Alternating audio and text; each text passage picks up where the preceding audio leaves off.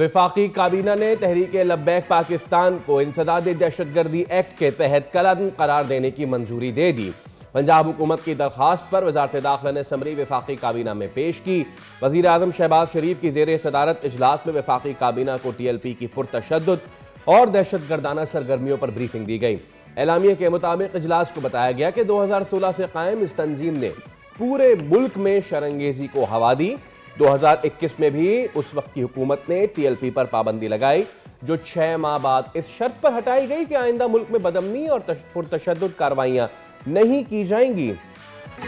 Chief of army staff field marshal Syed Asim Munir का दौरे मिस्र, मिस्री वज़ीर दिफा और दफाई पैदावार, मिस्री चीफ ऑफ स्टाफ लेफ्टिनेंट से मुलाकातें, बाहमी दिलचस्पी के अमूर, इलाकाई सलामती की सूरत हाल और वफाकी ताउन पर गुफ्तगू। फील्ड मार्शल आसिम मुनीर ने कहा कि बरादर मुल्क मिस्र और पाकिस्तान का ताउन खत्ते में अमन और इस्तेहकाम के लिए अहम है।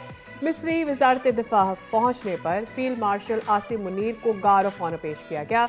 आर्मी चीफ ने नामालूम सिपाही की यादगार और साबिक सदर अनवर अल सादात की कब्र पर फूल चढ़ाए। आर्मी चीफ का इंतहा पसंदाना नजरियात और इस्लाम की मस्क शुदा तशरीहात के खात्मे पर जोर। भारतीय वज़ीर आज़म मोदी अमरीकी सदर डोनाल्ड ट्रंप का सामना करने से फिर फरार। आसियान सरबराही इजलास में शिरकत नहीं करेंगे। मार्का हक में बदतरीन शिकस्त के बाद से सिफारती नाकामियां मोदी का मुकद्दर बन चुकी। खबर रसा इदारे रॉयटर्स के मुताबिक मोदी आसियान सरबराही इजलास में ऑनलाइन शिरकत करेंगे। मोदी ने आलमी फोरम से अपनी गैर हाजिरी की वजह दीवाली की तातीलात को करार दिया है। तज्जियाकारों का कहना है कि मोदी की गैर हाजिरी की वजह बैनुल-अक़वामी दबाव, तिजारती तनाज़ात और अमरीका के साथ कशीदा ताल्लुकात हैं। मकबूजा मगरबी किनारा इसराइल में जम नहीं होगा। अरब ममालिक से वादा किया था, अब ऐसा नहीं कर सकते। इसराइल ने मकबूजा मगरबी किनारे का इंतजाम किया तो अमरीका की हिमायत खो देगा। अमरीकी सदर डोनाल्ड ट्रंप ने बड़ा ऐलान कर दिया, कहा अमरीका मकबूजा मगरबी किनारे के इसराइली इल्हाक के खिलाफ है। ट्रंप ने कहा नेतन्याहू तुम पूरी दुनिया से नहीं लड़ सकते, इसराइल बहुत छोटी जगह है। पाकिस्तान, सऊदी अरब, तुर्की, OIC और अरब लीग समेत 17 ममालिक ने इसराइल की पार्लियामेंट के इस बिल की सख्त मजम्मत की है, जिसमें मगरबी किनारे पर कब्जे के गैर कानूनी बिल की मंजूरी दी गई। और पाकिस्तान ने जनूबी अफ्रीका को रावलपिंडी टेस्ट प्लेट में रखकर पेश कर दिया। मेहमान स्पिनर्स ने पाकिस्तानी बैटिंग लाइन तहस नहस कर दी। दूसरी इनिंग्स में पाकिस्तानी बैटर्स फिर धोखा दे गए। पाकिस्तानी कप्तान शान मसूद ने गलतियों का एतराफ़ कर लिया, कहा कुछ फैसले मुख्तलिफ हो सकते थे। PCB ने साउथ अफ्रीका, श्रीलंका, जिम्बाब्वे के खिलाफ वाइट बॉल सीरीज के लिए स्क्वाड्स का ऐलान कर दिया। बाबर आजम, नसीम शाह और अब्दुल समद की T20 टीम में वापसी। जनूबी अफ्रीका के खिलाफ T20 सीरीज 28 अक्टूबर से 1 नवंबर तक खेली जाएगी। अस्सलाम वालेकुम, खुश आमदीद। भली करे आया जी आया नू बखैर राख ले। बस शत के दुनिया बोल है के साथ मैं हूं फैसल करीम और मैं हूं Sadia Samson. I really hope कि आपके दिन का आगाज अच्छा हुआ। We are waiting for the coffee. I hope आपको आपका नाश्ता मिल जाएगा। आपको मिला आपका नाश्ता? वेल हाँ, वो भी मिल जाएगा, बट द थिंग इज इससे पहले कि हम सेगमेंट की तरफ आएँ, भाई तमाम तरफ अपना बहुत ख्याल रखें, क्योंकि मौसम की ट्रांजिशन हो रही है। अब कराची का तो क्या ही कहें, दोपहर में सख्त गर्मी होती है, रात में ऐसा लगता है कि ये कहाँ आ गया, मैं मरी वरी तो नहीं आ गया।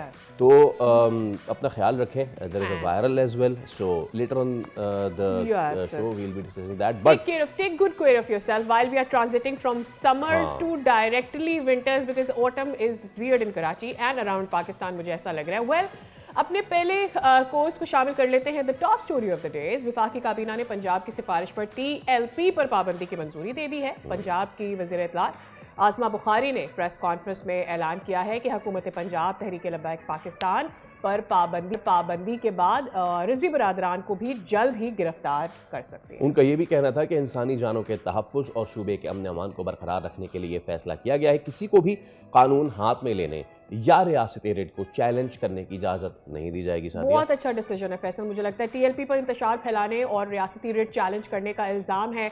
इससे पहले हमारे व्यूअर्स को ये पता होगा कि 2021 में भी TLP पर पाबंदी लगाई गई थी, लेकिन बाद में सिर्फ तकरीबन 6 महीने पर इस शर्त के ऊपर कि वो अब ऐसा कोई काम नहीं करेंगे कि जहाँ पर वो किसी पाकिस्तान की रिट को या स्टेट की रिट को चैलेंज नहीं करेंगे। इसके बाद से ये पाबंदी हटा दी गई थी। एब्सोल्युटली। अच्छा, आसमा बुखारी ने वाजे कर दिया है कि पंजाब के अमन को ख़राब करने वालों के खिलाफ सख्त कार्रवाई की जाएगी। मजीद उनका यह भी कहना था कि एहतजाज के दौरान पुलिस एहलकारों पर तशद्दुद, सरकारी गाड़ियों की छीना झपटी और शहरी अमला को नुकसान पहुंचाया गया, जिसके जिम्मेदारों के खिलाफ कानूनी कार्रवाई होगी।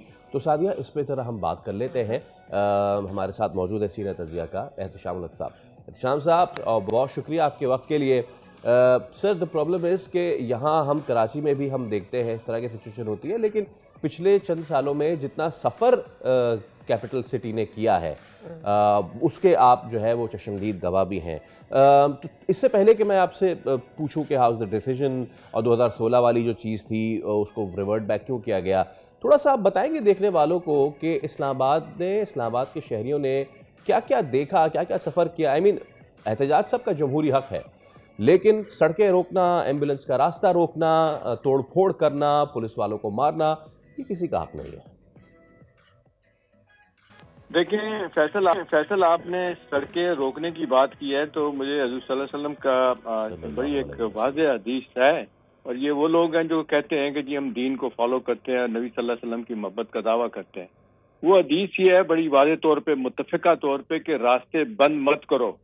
अब ये बताएं कि इस्लामाबाद की आपने बात की, हमने 4 महीने पिछले दिनों सफर किया है। वहाँ पे आपने देखा सुपर मार्केट के करीब 10, 15, 20 बंदे आ जाते हैं और सारे रास्ते बंद, कोई किधर से जा रहा है, कोई कहीं से आ रहा है। तो अभी हालिया दिनों में तो जो हुआ इनके साथ, आपने देखा 2-3 शहादतें भी मुख्तलिफ जगह पे हुई है। खातून की कहते हैं यहाँ डेथ हुई, कोई स्कूल नहीं जा सका, कोई कॉलेज नहीं जा सका, कोई एयरपोर्ट नहीं जा सका, कोई अस्पताल नहीं जा सका। तो इतनी मुश्किलात थी लोगों की, क्योंकि हम रात दिन देखते।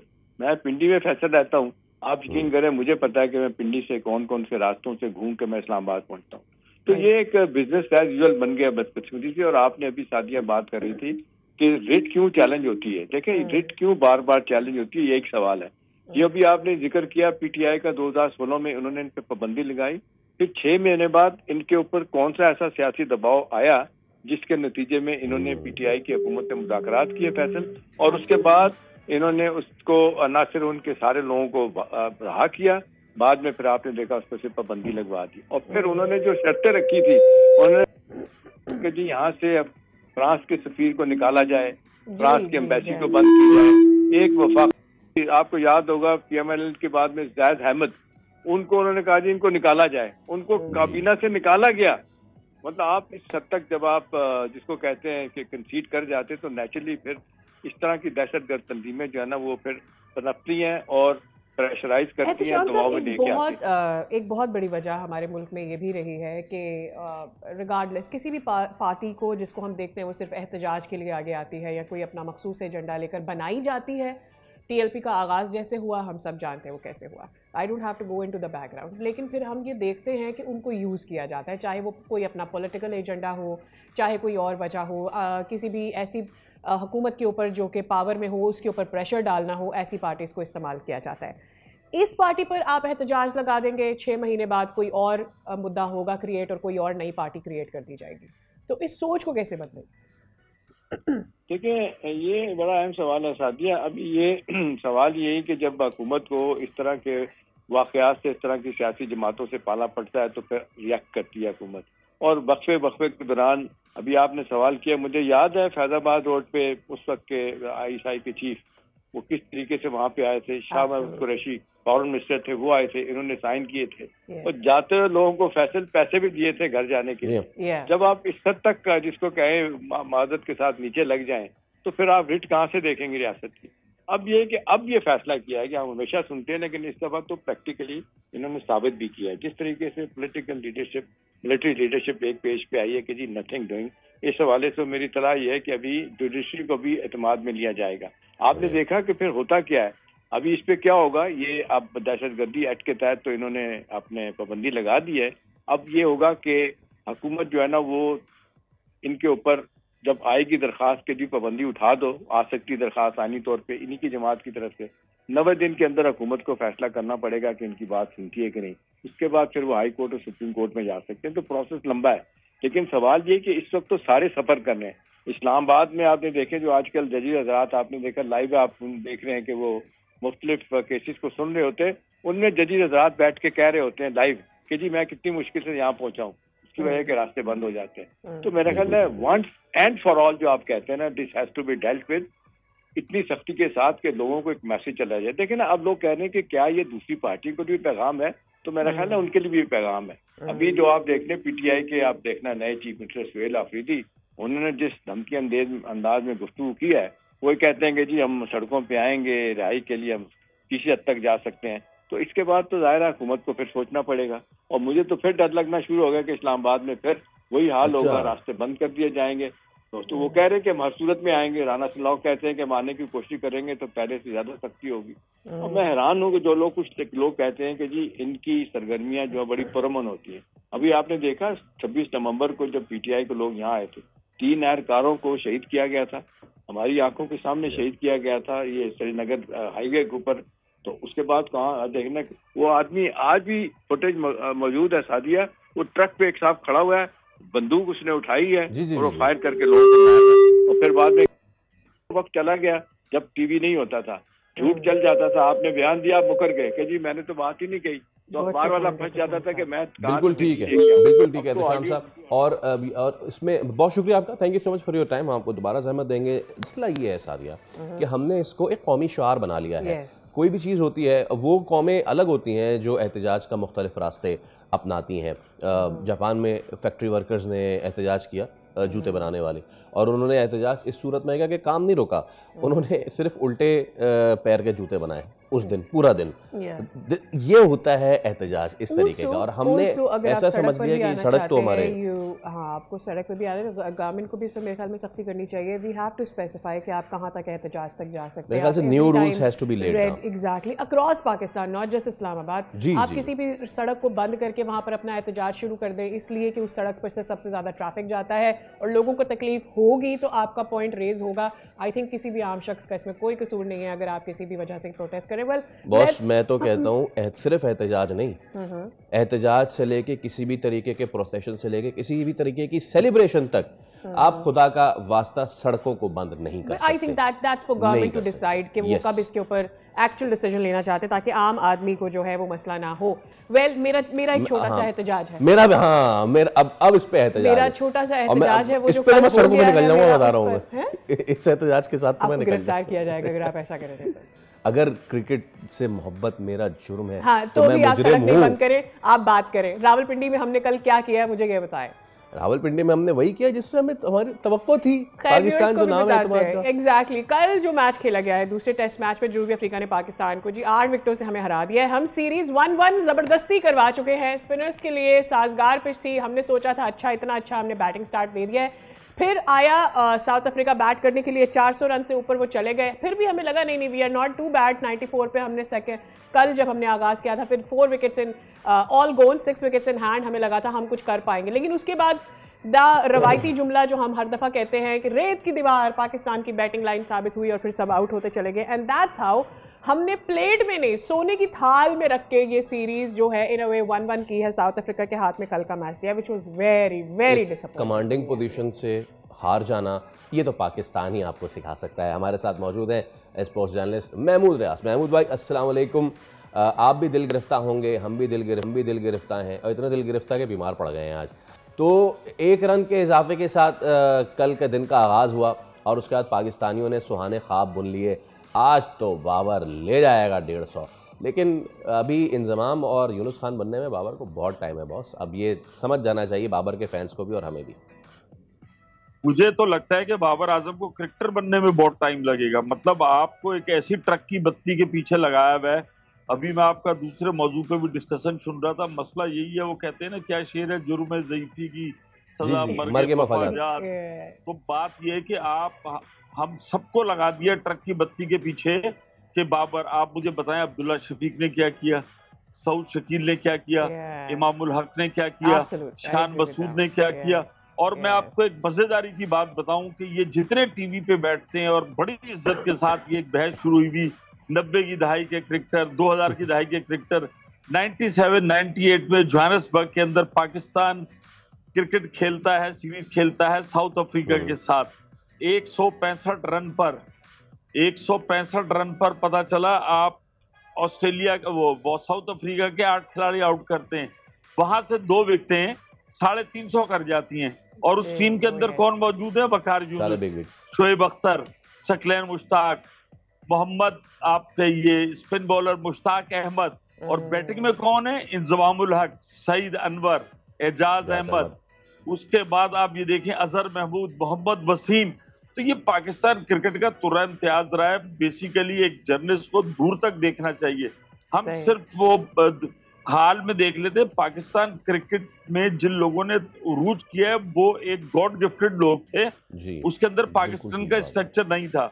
अब इन्होंने T20 वनडे स्क्वाड अनाउंस किया है। एक तो आप कहते हैं या तो आप बताया ना करें कि आपने स्पिन विकेट बताई है। मसला ये होता है आप सीरीज से पहले बता देते हैं, वो भी इंतजाम कर आ जाते हैं। ये समझते हैं कि स्पिन विकेट बनाई है तो दुनिया का कोई खिलाड़ी इसमें खेल नहीं सकता। तो भाई वो जब आप अनाउंस करते हैं तो वो भी तैयारी कर आते हैं। तो मसला क्या है कि जब वो अपने एडवांटेज लेते हैं, फास्ट विकेट बनाते हैं, तो आप ढेर हो जाते हैं वहां पर।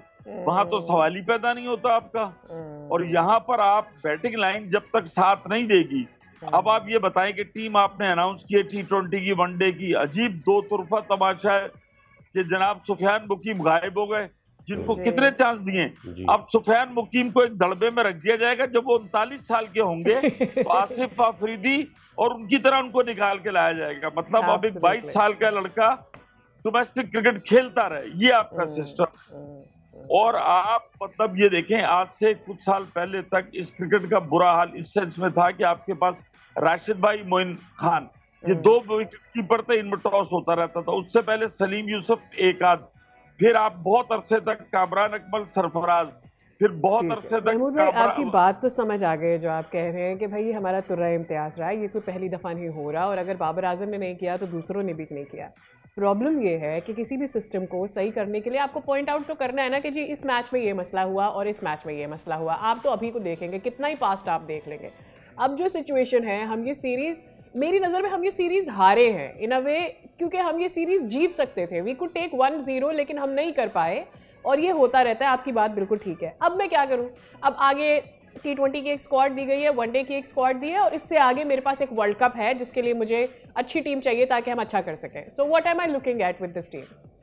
देखिए, आप ये दूसरा टेस्ट जीत सकते थे, लेकिन आपने panic button during test match आपने दबा दिया जी। आपको क्या जरूरत थी कि टेस्ट मैच के दौरान आप कप्तानी चेंज कर रहे हैं? दुनिया भर में खिलाड़ी शेक होते हैं, और देखें वाज़ेह तौर पर नजर आया आखिर के अंदर। आप ये देखेंगे वो रिजवान से स्टंप नहीं हो रहा है, और इमामुल हक कैच छोड़ रहे हैं। आसिफ आफरीदी के 2, अगर वो 4, और सलमान आगा ने कैच ड्रॉप हुआ, वो इतने पैनिक मोड। और उसके बाद फिर आखिरी दिन आपने जनाब T20 वनडे की टीम अनाउंस कर दी। और पाकिस्तान का कौम का मिजाज है, देखिए इंडिया के अंदर भी ये है कि अब वो ऐसी की तैसी कर दी उन्होंने विराट कोहली की। क्योंकि हम लोग थोड़े से शॉर्ट टेम्पर्ड लोग हैं ना, हम भूल जाते हैं कि विराट कोहली ने क्या किया। हमें तो भाई परफॉर्मेंस चाहिए।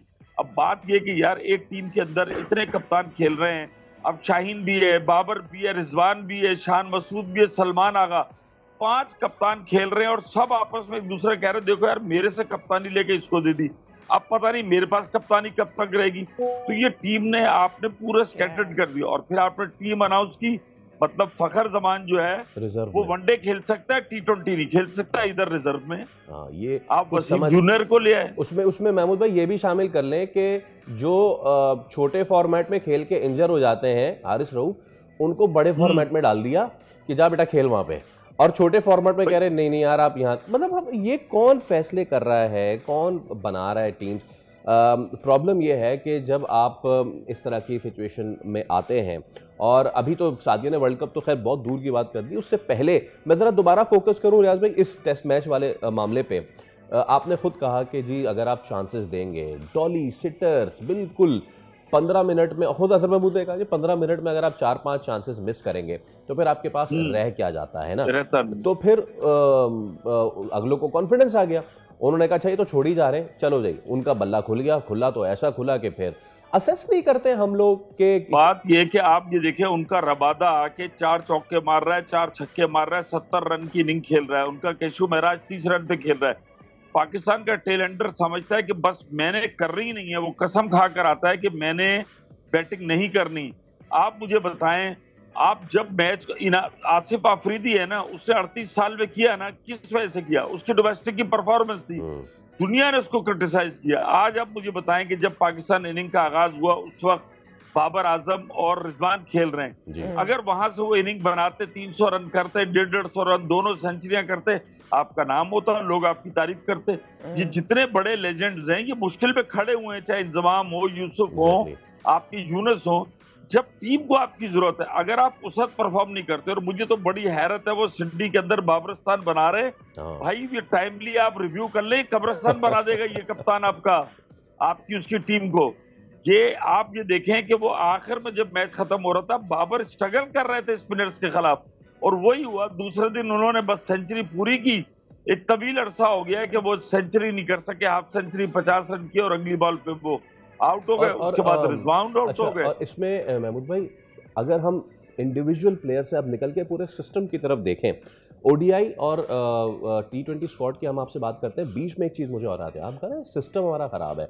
अभी एक और तनाज़ा नया खड़ा हो गया PSL से लेके, और मुल्तान सुल्तान के जो ओनर हैं अली तरीन, उनकी तरफ से अब बयानात आ गए। उन्होंने तो बाज़ाब्ता पता नहीं कोई शिकायतनामा उनको मौसूल हुआ था, उन्होंने शायद फाड़वाड़, और क्या उन्होंने गुफ्तगू की, ज़रा पहले सुन लेते हैं, फिर इस पर महमूद भाई आपकी तरफ आते हैं। महमूद भाई, इस तरह तो मामलात नहीं चलेंगे। पड़ोस में उन्होंने अपनी लीग को वहाँ ले गए हैं जहाँ पे अब उनकी लीग डिसाइड करती है कि अब बाकी जो FTPs हैं वो कैसे बनेंगे, और हम यहाँ पे अपनी लीग में अपने ओनर्स को जो है वो ओन नहीं कर रहे हैं।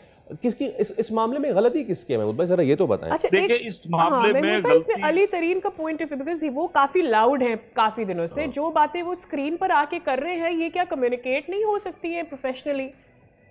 नहीं, ये देखें, ये ऐसा नहीं है, दोनों तरफ से गलती है। अली तरीन की आप गलती ये देखें कि कामरान गुलाम की शादी हुई, उन्होंने ट्वीट किया कि मैं तुम्हें रिटेन नहीं करूंगा, किसी खिलाड़ी को ऐसा नहीं कहना चाहिए।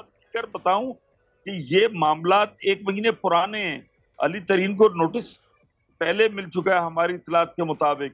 और दूसरी तरफ PSL देखें कि अगस्त के महीने में PSL ने एक इंटरनेशनल ऑडिटर को अपॉइंट किया, ओपन बिडिंग हुई, जो कि 10 साल बाद PSL के मामला को ऑडिट करेगा। इसकी जो मेन स्पॉन्सरशिप है, जो कि अभी हबीब बैंक के पास है, वो इसके कमर्शियल राइट को ऑडिट करेगा। फिर जो 2 टीमें आनी है उसको करेगा। डॉलर जो है वो 350 तक जा पहुंचा है, लेकिन सेठी साहब के जमाने में PSL के लिए डॉलर को 170 पे लॉक किया गया। अब 2 राय मार्केट में थी, एक तो ये थी कि 11वें एडिशन के लिए PSL को जानबूझकर मफलूज किया जा रहा है कि किसी टीम के प्राइस ना बढ़े, और उसके लिए कहा जा रहा था कि PSL और फ्रेंचाइज के दरमियान एक कहीं बाहमी अंडरस्टैंडिंग है। अब उस ऑडिट कंपनी ने 5 हफ्तों में अपनी रिपोर्ट देनी थी, अगस्त के बाद तक उनकी कोई रिपोर्ट मंजरेआम पर नहीं आई, उन्होंने वैल्यूएशन नहीं की इसकी। देखिए, ये IPL के बाद दुनिया की सबसे अच्छी लीग थी जिसके अंदर कोई माली मसाइल नहीं हुए, तमाम खिलाड़ियों को पैसे दिए जाते रहे, और ये इंडियंस तज्जियाकारों को कहना था कि PSL अपनी बॉलिंग की वजह से IPL से बहुत बेहतर है। IPL के अंदर बॉलर्स का जनाजा निकाल दिया गया, लेकिन PSL के अंदर बेहतरीन बॉलिंग देखने को मिली, तो ये दोनों का ब्रांड है।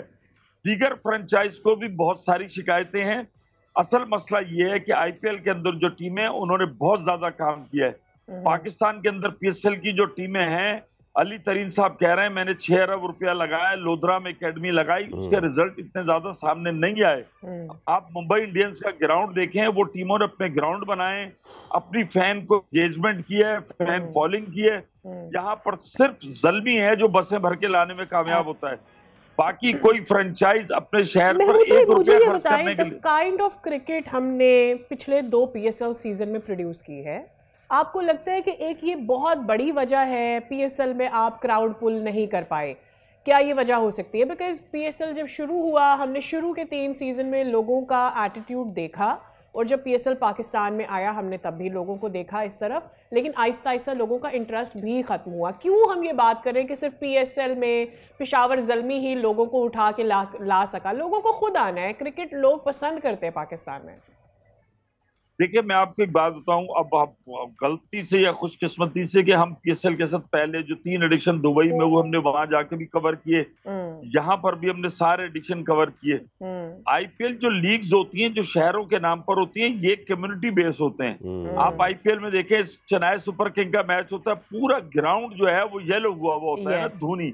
आपको शहर को इन्वॉल्व करना पड़ेगा।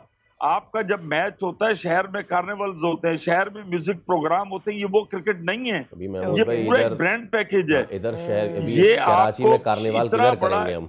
प्रॉब्लम ये है ना कि पहले जो थोड़ा बहुत यहाँ पे कटआउट्स वगैरह लगा देते थे, वहां तो आजकल सड़क नहीं लगाते। अभी करेंगे क्या? आपको शहर को ओन करना पड़ेगा, आपकी फ्रेंचाइज को एक हल्ला गुल्ला करना पड़ेगा, लोग आते हैं। अब अली तरीन ने जो कहा, अब उस म्यूजिक प्रोग्राम के अंदर इतना लोगों का एक्सेस नहीं था, लोग एक हल्ला गुल्ला देखने आते हैं, कराची वाले हो कोई भी हो।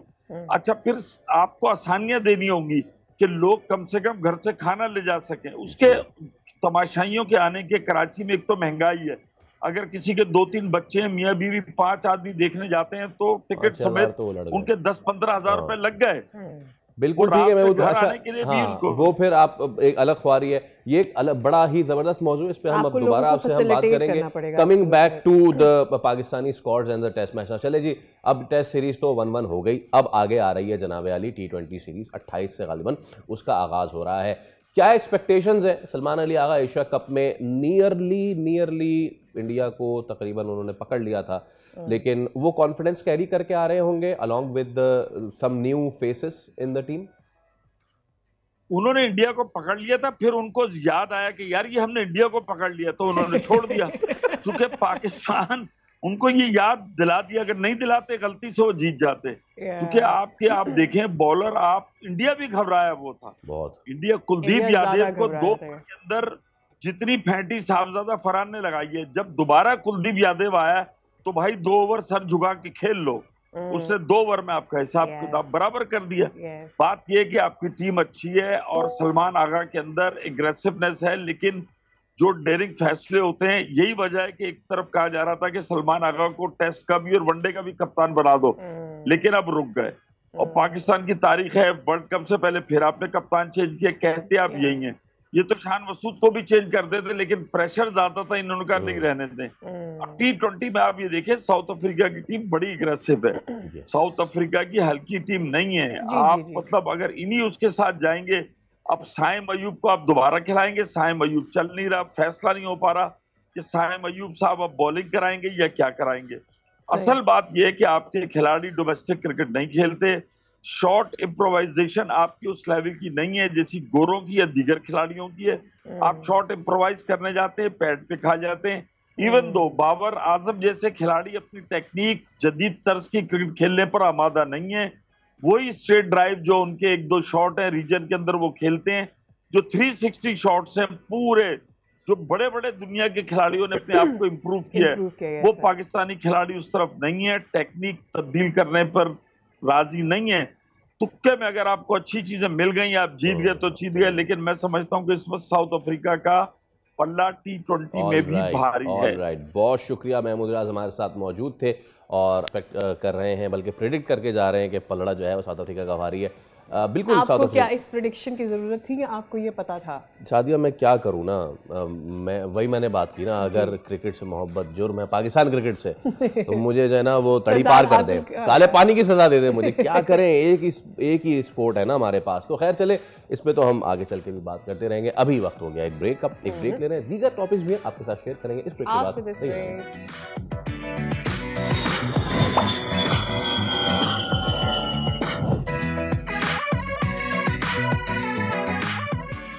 Welcome back and a very good morning again. जनाब, गजा की सूरत हाल पर पेशरफ्त हुई है और एक तसल्ली सी भी हुई है। कल डोनाल्ड ट्रंप का एक जो ताज़ा बयान आया, उस पर उन्होंने ये कहा कि मकबूजा मगरबी किनारा जो है इसराइल में ज़म नहीं होगा और अरब ममालिक से वादा किया था, अब ऐसा नहीं कर सकते हैं। इसराइल ने मकबूजा मगरबी किनारे का इंतज़ाम किया तो अमरीका की हिमायत खो देगा, which is a huge statement coming from US। Absolutely. अच्छा, अमेरिकी सदर ने बड़ा ऐलान भी किया और कहा कि नेतन्याहू तुम पूरी दुनिया से नहीं लड़ सकते।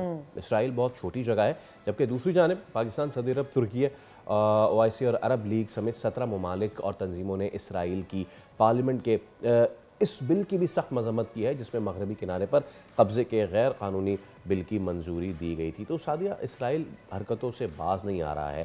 एक जानिब दुनिया इस देरीने मसले को तहम्मुल से हल करने की कोशिश में है, दूसरी जानिब इसराइली पार्लियामेंट ने ये बिल पेश कर दिया है और अब इससे पूरी दुनिया में थरथली मच गई है। लेकिन ट्रंप की तरफ से इस तरह की चीज़ आना, इससे पहले कि मैं अपने मेहमान की तरफ जाऊँ, हम सिर्फ ये दिखाना चाहते हैं कि वो जो थॉट प्रोसेस है इसराइल का वो किस तरह का है। कुछ तस्वीर हैं वो हम आपसे शेयर करते हैं। वो मनाजिर भी कि जब हमास ने रिहा किया इसराइलीज़ को, तो वो उनसे हाथ मिला के गले मिल के खुशी खुशी जा रहे हैं। ये जो तस्वीर हैं ये इसराइल की एक जेल है जहाँ पे कैप्टिविटी में किस तरीके से रखा गया है ये आपके सामने है।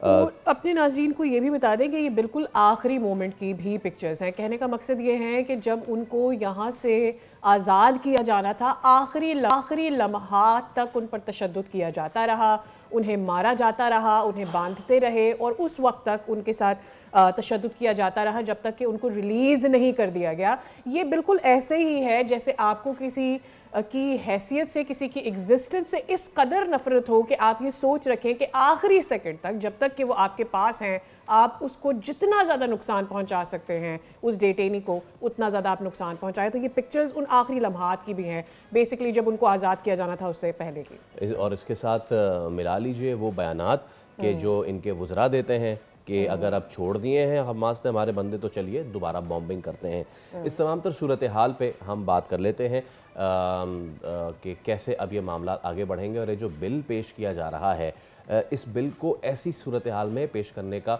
मकसद क्या है। तो उस्मान वड़ाई साहब हमारे साथ मौजूद हैं, माहिर बैन अक़वामी उमूर। सर अस्सलाम वालेकुम और बहुत शुक्रिया आपके वक्त के लिए। उस्मान साहब ये आपने सामने देख लिया है कि पहले जनाब 20 का था, उसके बाद हम सब ने रिलीफ का सांस लिया, लेकिन इसराइल ने बॉम्बिंग नहीं रोकी है। अब ये नया बिल जो सामने आया है और उस पर ट्रंप का ये कहना कि यार आप पूरी दुनिया से नहीं लड़ सकते, will it be a huge blow या फिर इट्स जस्ट सिर्फ बयान की हद तक ही रहेगा। डोनाल्ड ट्रंप जो है इजराइल को पब्लिकली इस तरीके से कैस्टिगेट नहीं करते जिस तरीके से वो लैम्बेस्ट करते हैं हमास को।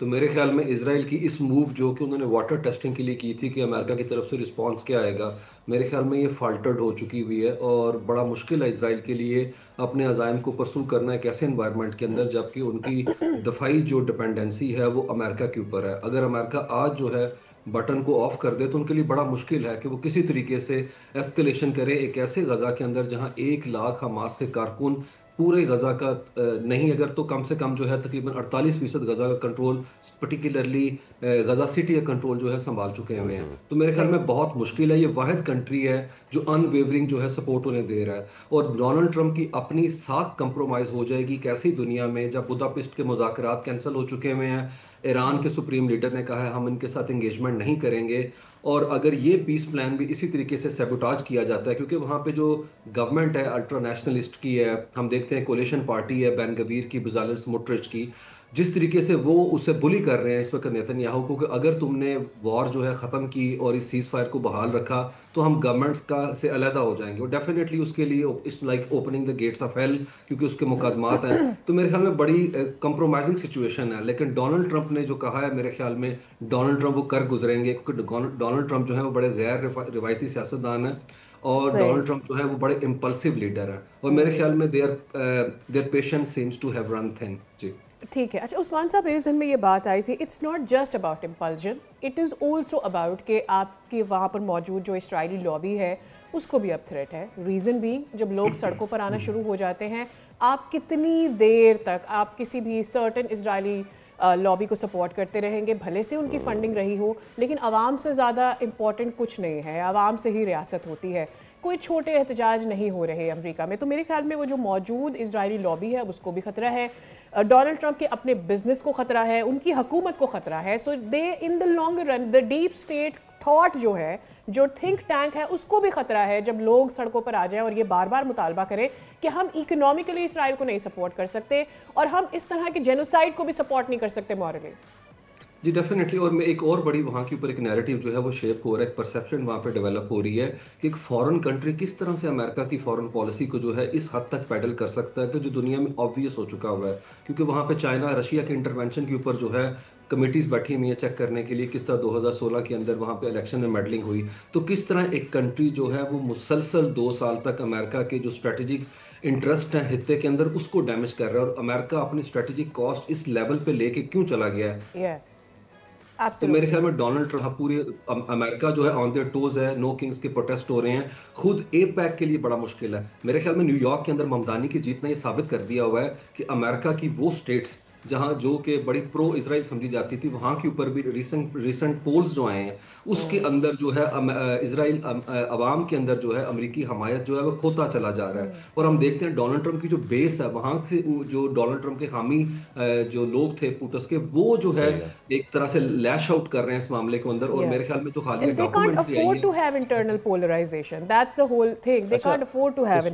एक और चीज़ है उस्मान साहब, अभी जब कुशनर साहब गए थे और उन्होंने दौरा किया गज़ा का, तो वो भी बड़ी इंटरेस्टिंग गुफ्तगू रही उनकी। वहाँ के जो फ़ौजी थे इसराइली, उन्होंने वहाँ जाके पूछा कि ये जो लोग जा रहे हैं ये अब कहाँ जाएंगे, तो उनके फ़ौजियों ने कहा कि जी ये अब अपने घर जाएंगे। तो जैरेड कुशनर ने इधर से उधर देख के कहा ऐसा लग रहा है या तो एटम बम गिरा है, ये घर कहाँ है इनके। तो उसका जवाब था इसराइली फ़ौजी का, इनका घर वो मलबे के नीचे है। तो फिर ये जैरेड कुशनर का बयान कि जी ऐसा लग रहा है कि यहाँ पे तो एटम बम गिराया गया है, कपल्ड विद डोनाल्ड ट्रम्प का ये मामला जो उन्होंने अब थोड़ा बहुत हल्का फुल्का, जिसको कहते हैं ना हल्का फुल्का टच दिया है नेतन्याहू को कि नहीं जी आप हमारी हिमायत खो देंगे। Do you think it can translate into something big, या फिर अगेन वही बात कि नहीं बस वो देख के चले गए और अच्छा तबाही हुई है, चले जी ओके, तुम नहीं लड़ सकते हो तो ठीक है। नहीं, definitely there is a method behind that this thing जो आपने अभी बात की। मेरे ख्याल में ये वीडियो जो है कॉन्शियसली वहाँ के ऊपर वायरल की गई है, एक पिक एंड मैसेज भेजने के लिए तेल अवीव को है। डोनाल्ड ट्रम्प का ट्वीट हो गया, CBS को इंटरव्यू हो गया, जैरेड कुशनर का, स्टीव विटकॉफ की जो गुफ्तगू आपने सुनी अमेरिका से ट्रैवल करते वक्त, तो उन्होंने कहा हमें बेट्रे किया गया जब कतर पे अटैक किया गया। जैरेड कुशनर भी यही गुफ्तगू करते नजर आ रहे हैं कि ऐसा अमन का रास्ता होना चाहिए जिसमें फ़लस्तीनियों की तरक्की और उनकी ज़िंदगी जो है दोबारा बहाल करने की तरफ इसराइल जाए। और JD वैंस जो कहते हैं वो डिफेंड करते नजर आ रहे हैं कि हमास जो है सीज फायर के ऊपर अमल कर रही है और हमने वक्ती तौर पे उन्हें कंट्रोल दिया है। मेरे ख्याल में ये सारे डॉट्स अगर कनेक्ट करें तो एक जो है वो आप कह सकते हैं बड़ा स्कैथिंग जो है ना किस्म का ब्लो है इसराइल के लिए कि अब वो पब्लिकली आके डिफेंड कर रहे हैं अपने नैरेटिव को और दुनिया के साथ दोबारा से फैंसीज को मेंट करने की अमेरिका कोशिश कर रहा है। मेरे ख्याल में जिस हद तक चला गया हुआ इसराइल, इसकी आलमी सफारती तन्हाई के साथ साथ अब इनके दफाई मामला भी मुझे लगता है ख़तरे में नज़र आते हैं। और अगर ऐसी कोई कंडीशन होती है तो डोनाल्ड ट्रंप ने बारहा कहा है और JD वैंस जाते हुए कहा कि प्रेस कॉन्फ्रेंस में अमेरिका अपने ट्रूप्स किसी सूरत के अंदर खित्ते में नहीं उतारेगा, पर्टिकुलरली गजा में। तो मेरे ख्याल में इसराइल को एक मैसेज पहुंचा दिया गया कि आपको किसी सूरत के अंदर जो है ना वो कोई सेवियर के तौर के ऊपर आप हमें ना देखें, और बड़ा मुश्किल होगा अगर आपने हमारे इंटरेस्ट को डैमेज किया तो हम उसको उस हद तक जाके आपको प्रोटेस्ट नहीं कर सकेंगे। जी ठीक है, ज़रा सा अफ़गानिस्तान के मामले पर भी बात करते हैं। क्या आपको लगता है कि एक जो बैठक हमारी रीसेंट नेशनल लेवल पर चल रही है विद टर्की, कतर नॉल, आपको लगता है कि यहाँ से हमारे लिए कुछ ऐसे रिजल्ट्स आ सकते हैं कि हम एक फ़ाइनल मैसेज ख़ास तौर पर अफ़गानिस्तान को सेंड कर सकेंगे, जी हम आपके साथ पीसफुली आगे मामलात को बढ़ाना चाहते हैं, आपके मुल्क में जो भी चल रहा है वो वहाँ चल रहा है, but it shouldn't come to our borders. तो मेरे ख्याल में पाकिस्तान ने जो है ना बड़ा डिफाइनिंग जो है वो अंदाज़ अपनाया। इस हवाले से हम किसी एड हॉक पॉलिसी के ऊपर अमल पैरा नहीं है। और अभी जो इस्तांबुल के अंदर इजलास हो रहा है उसके अंदर इस सीज़ फायर की सस्टेनेबिलिटी और वेरिफिकेशन के अलावा पाकिस्तान एक निगरानी के मौसर, काबिल अमल, ठोस और जामिया जो है मैकेनिज़्म की जो है वो तलाश के अंदर है, और यही मामलात वहाँ के ऊपर ज़ेर गौर आएंगे। तो मेरे ख्याल में पाकिस्तान की तरफ से ये मैसेज पहुँचा दिया गया अफ़गानिस्तान को। और ऑफ कोर्स इसके अंदर नो डाउट मैं बड़ा अप्रिशिएट करता हूँ जिस तरीके से इस्तांबुल, पर्टिकुलरली अर्दोगान ने जो है एक इंटरेस्ट लिया इस सारे मामले के अंदर, क्योंकि वहाँ के ऊपर कतर के अंदर उनके इंटेलिजेंस चीफ जो हैं इब्राहिम, वो बैठे हुए थे और वो हर लम्हे जो है वो अर्दोगान को इस हवाले से उस्मान साहब, have we been able to deliver Afghanistan this message कि जो फाइनेंशियल या इकोनॉमिकल ग्रोथ आप इंडिया की तरफ देख के हासिल करना चाह रहे हैं उससे फार बेटर ये CPEC वे हो सकता है, where you can connect with Russia, with China, with Pakistan and Pakistan sports instead of looking forward to India, वो आपको इकोनॉमिकल ज़्यादा फ़ायदा देगा। उसमें खास तौर पे ये भी शामिल कर लेना कि तुर्की भी आगे आके मदद करने के लिए तैयार है, उस तरफ वेस्ट की तरफ पूरा ब्लॉक आपके लिए बात करने के लिए तैयार है। तो why sit in India's lap again and again? Yeah, knowing that कि तालिबान हुकूमत के पास this interim तालिबान हुकूमत doesn't has that strategic depth. So have we been able to deliver that message to them? मेरे ख्याल में उनकी स्ट्रेटेजिक डेप्थ के अलावा इंटेलेक्चुअल जो है डिस्पोजिशन भी बड़ी कमजोर है उनके एंड के ऊपर। उस तरीके से आप कह सकते हैं उनका वर्ल्ड व्यू बड़ा स्टंटेड ग्रोथ है उनकी मेंटली, तो वो उस तरह से चीज़ों को डिसाइफर करने के काबिल नहीं है। एक ऐसे वक्त में जब पाकिस्तान 10 मई के बाद बता चुका है कि हम खित्ते के अंदर स्पेक्टेटर नहीं है, एक बड़े क्रेडिबल स्टेक होल्डर हैं, और पाकिस्तान एक मजबूत, संजीदा और ताकतवर रियासत बन के सामने आया है, इंटरनेशनल फोरा के अंदर पाकिस्तान फ्रंट लाइन के ऊपर है, लेकिन तालिबान उसी चीज़ को, उसी रविश को, उसी वतीरा को इख्तियार किए हुए हैं कि हमें जो है वो पाकिस्तान जो है हमारा पैटर्न है, हम इस परसेप्शन से जान छुड़ाना चाहते हैं, और उसके लिए उन्होंने जो कॉस्ट पे की है मेरे ख्याल में वो बहुत बहुत हाई है इस हवाले से। और पाकिस्तान ने अभी जो रिसेंट हालिया पाकिस्तान के वजीर दिफा ने बात की है, मेरे ख्याल में वो रेजोनेट कर रही है काबुल के अंदर कि कोई नो गो एरिया नहीं है अफगानिस्तान के अंदर जिसे हम हिट नहीं कर सकते। और मेरे ख्याल में मुल्ला मुत्तकी का ये बयान जो है ये बड़ा एक तरह से आप कह लें कि फसाड किस्म का है, उन्होंने एक बात की है फजूल जिसका कोई सेंस नहीं बनती कि हमने ये ग्रेव यार्ड है इंटरनेशनल जो है पावर्स का, या मेरे ख्याल में एक ऐसी दुनिया जिसमें पावर के डायनामिक्स शिफ्ट कर चुके हैं। इवन अब दुनिया के अंदर जो जंग होगी वो एयर पावर के अंदर के हवाले से होगी, वहाँ कोई ज़मीनी इनकर्जन तो होनी ही नहीं। और पाकिस्तान ने डीप काबुल में हिट करके बता दिया है कि आपको हर सूरत में उस नेटवर्क जो कि पाकिस्तान के खिलाफ वहाँ पे मजबूत हो रहा है, जो BLA वहाँ से ऑपरेट कर रही है नेटो का वेपन इस्तेमाल करके, और जो TTP है, आपको इसे इंटरसेप्ट करना होगा अगर आप वहाँ के ऊपर लेजिटिमेट जो है लीडर्स हैं। अगर आप नहीं करेंगे तो पाकिस्तान जो है ये अपने बिहाफ के ऊपर करेगा, और हम किसी तरह से कोई आप कह लें कि 1 इंच भी जो है इस हवाले से डेविएट नहीं करेंगे। तो मेरे ख्याल में कतर ने भी ये चीज़ बता दी हुई है, इवन चाइना अमेरिका इस हवाले से पाकिस्तान के साथ है। चाइना को खतरा है कि वहाँ ईस्ट तुर्किस्तान जो है इस्लामिक मूवमेंट सरगर्मी कर रही है, चाइना के खिलाफ है। दाइश खुरासान ग्रुप के हवाले से JD वैंस कह चुके हैं हम पाकिस्तान के साथ खड़े हैं। एमन जवाहिरी का कत्ल 2022 में बता रहा है कि अफगानिस्तान अभी भी वही हरकत कर रहा है, पहले अलकायदा को इन्होंने शेल्टर किया और अभी हॉटबेड बने हुए हैं अपार्ट फ्रॉम इट, बहुत शुक्रिया उस्मान साहब, it was wonderful to have you on the show. Faisal, apart from this मुझे ऐसा लगता है ये सोचने की और ये समझने की भी ज़रूरत है इस वक्त तालिबान हुकूमत को कि आप किस मुल्क के साथ अलाइन करना चाह रहे हैं। इंडिया के साथ जो कि खुद आइसोलेट हुआ है, तो आप वहाँ से क्या हासिल कर पाएंगे अपने लिए? अच्छा सादिया, हमने इससे पहले हम गज़ा की बात कर रहे थे, जब हम इंडिया पाकिस्तान का भी तस्करा करते हैं तो कश्मीर हमारे जहन में आता है, अफगानिस्तान वाले वो बहुत सारे मामला हैं। आज दिन है अक़वाम मुत्तहिदा का, हाँ, यौम अक़वाम मुत्तहिदा। हर साल 24 अक्टूबर को जब भी मनाया जाता है तो इस साल सवाल ये खड़ा करने की ज़रूरत है कि ये जो इतनी दहाइयाँ हो चुकी हैं इस बॉडी को बने हुए, इस बॉडी ने दुनिया में कितने तस्फिया तलब उमूर हैं जो कि हल किए हैं। बोस्निया हर्ज़ेगोविना से लेके अफ्रीकी ममालिक तक, रवांडा से लेके आप फिर आ जाएं यहाँ दोबारा एशिया में फ़लस्तीन, गज़ा के मामलात। So the very genesis of this thing was के जो वर्ल्ड वॉर 1 वर्ल्ड वॉर 2 में जितने नुकसानात हुए हैं दोबारा से इस तरह ना हो, लोग अमन व अमान से रहे। लेकिन हुआ उसका उल्टा, कहीं अगर अमन करना है तो सब सर जोड़ के बैठते हैं और आखिर में हो जाता है क्या, वीटो। लेकिन अगर कहीं जंग करनी है तो सब मिलके सर जोड़ बैठते हैं और बोलते हैं चलें जी जंग शुरू करते हैं। I think this is a message for Faisal for all the weaker countries जिनके ऊपर ऑक्यूपेशन हो चुकी है। वो उनकी जिम्मेदारी है कि वो इस बात को समझें कि आप किसी एक मुल्क जहाँ से फंडिंग आती है, किसी भी एक ऑर्गेनाइजेशन को सबसे ज़्यादा, आपको याद होगा डोनाल्ड ट्रंप ने अपनी पिछली हुकूमत में UN के फंड्स की बात की थी कि हम मजीद उनको सपोर्ट नहीं कर सकते। तो बेसिकली कोई भी इदारा जिसके फंड्स में चल रहा होता है वहाँ पर उसकी पार होती है, एंड दैट ऑलवेज हैपेंस। तो मेरे ख्याल में दीगर ममालिक को ये कोशिश करनी चाहिए कि आपकी से जो है यूनाइटेड नेशंस में बढ़े। क्या हमने उस बारे में बात की है, और क्या यूनाइटेड नेशंस अपने जो तमाम तर उनके डेफिनेट वादे थे उनको पूरे कर पाया है, उन करारदादों पर जिन पर दस्तखत हुए थे उनको मुकम्मल कर पाया है या नहीं कर पाया? मेरे ख्याल में सवाल ये है ना कि कैसे, बात यही है कि सब कुछ मिल बैठ के सारी चीज़ हो जाती है। अभी रिसेंट गज़ा वाले मामले में जब आपने देखा कि फ्रांस और दीगर ममालिक भी आगे बोले जंगबंदी बंद करो, एक अमेरिका उठता था बोलता था वीटो, और उसके बाद मामला ख़त्म। हमारे साथ मौजूद हैं मुनीर अकरम साहब, साबिक पाकिस्तानी मंदूब बराए अक़वाम मुत्तहिदा। मुनीर साहब अस्सलाम वालेकुम, शुभ बखैर, बहुत शुक्रिया हमसे गुफ्तगू करने के लिए। 80वीं सालगिरह की तकरीबात हैं अक़वाम मुत्तहिदा की, बहरानों से निपटने में क्या किरदार रहा है अक़वाम मुत्तहिदा का, और ये इदारा क्या अपने बुनियादी मकासद को पूरा करता रहा है? अगर करता रहा होता तो ये बहरान पैदा होते जैसा कि पिछले दिनों हुआ है? What do you think? हाँ जी, देखिए अक़वाम मुत्तहिदा जो है वो उसका इख्तियार तो बहुत अहम है और यूनाइटेड नेशंस चार्टर के तहत है, और बहुत मसलों में वो कामयाब हुए हैं। स्पेशली जो अगर आप देखें तो जो ह्यूमैनिटेरियन असिस्टेंस है उसके तहत रेफ्यूजी प्रॉब्लम्स हैं, हेल्थ प्रॉब्लम्स हैं, ये सब जो इश्यूज हैं उसके ऊपर अक़वाम मुत्तहिदा की बहुत बड़ी कंट्रीब्यूशन है और बहुत ज़रूरी कंट्रीब्यूशन है उसकी।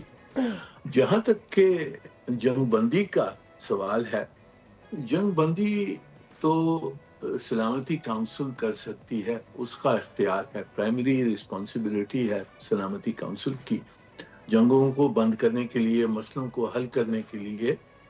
और उसमें आप जैसे जानते हैं कि बहुत बड़ी बड़ी ताकतें बैठी हुई हैं सलामती काउंसिल में, 5 परमानेंट मेंबर्स हैं। जब तक वो सपोर्ट नहीं करते हैं, उनमें इत्तेफाक अगर नहीं होता है, तो जंग बंदी का जो इख्तियार है वो सलामती काउंसिल पूरी नहीं कर सकती है।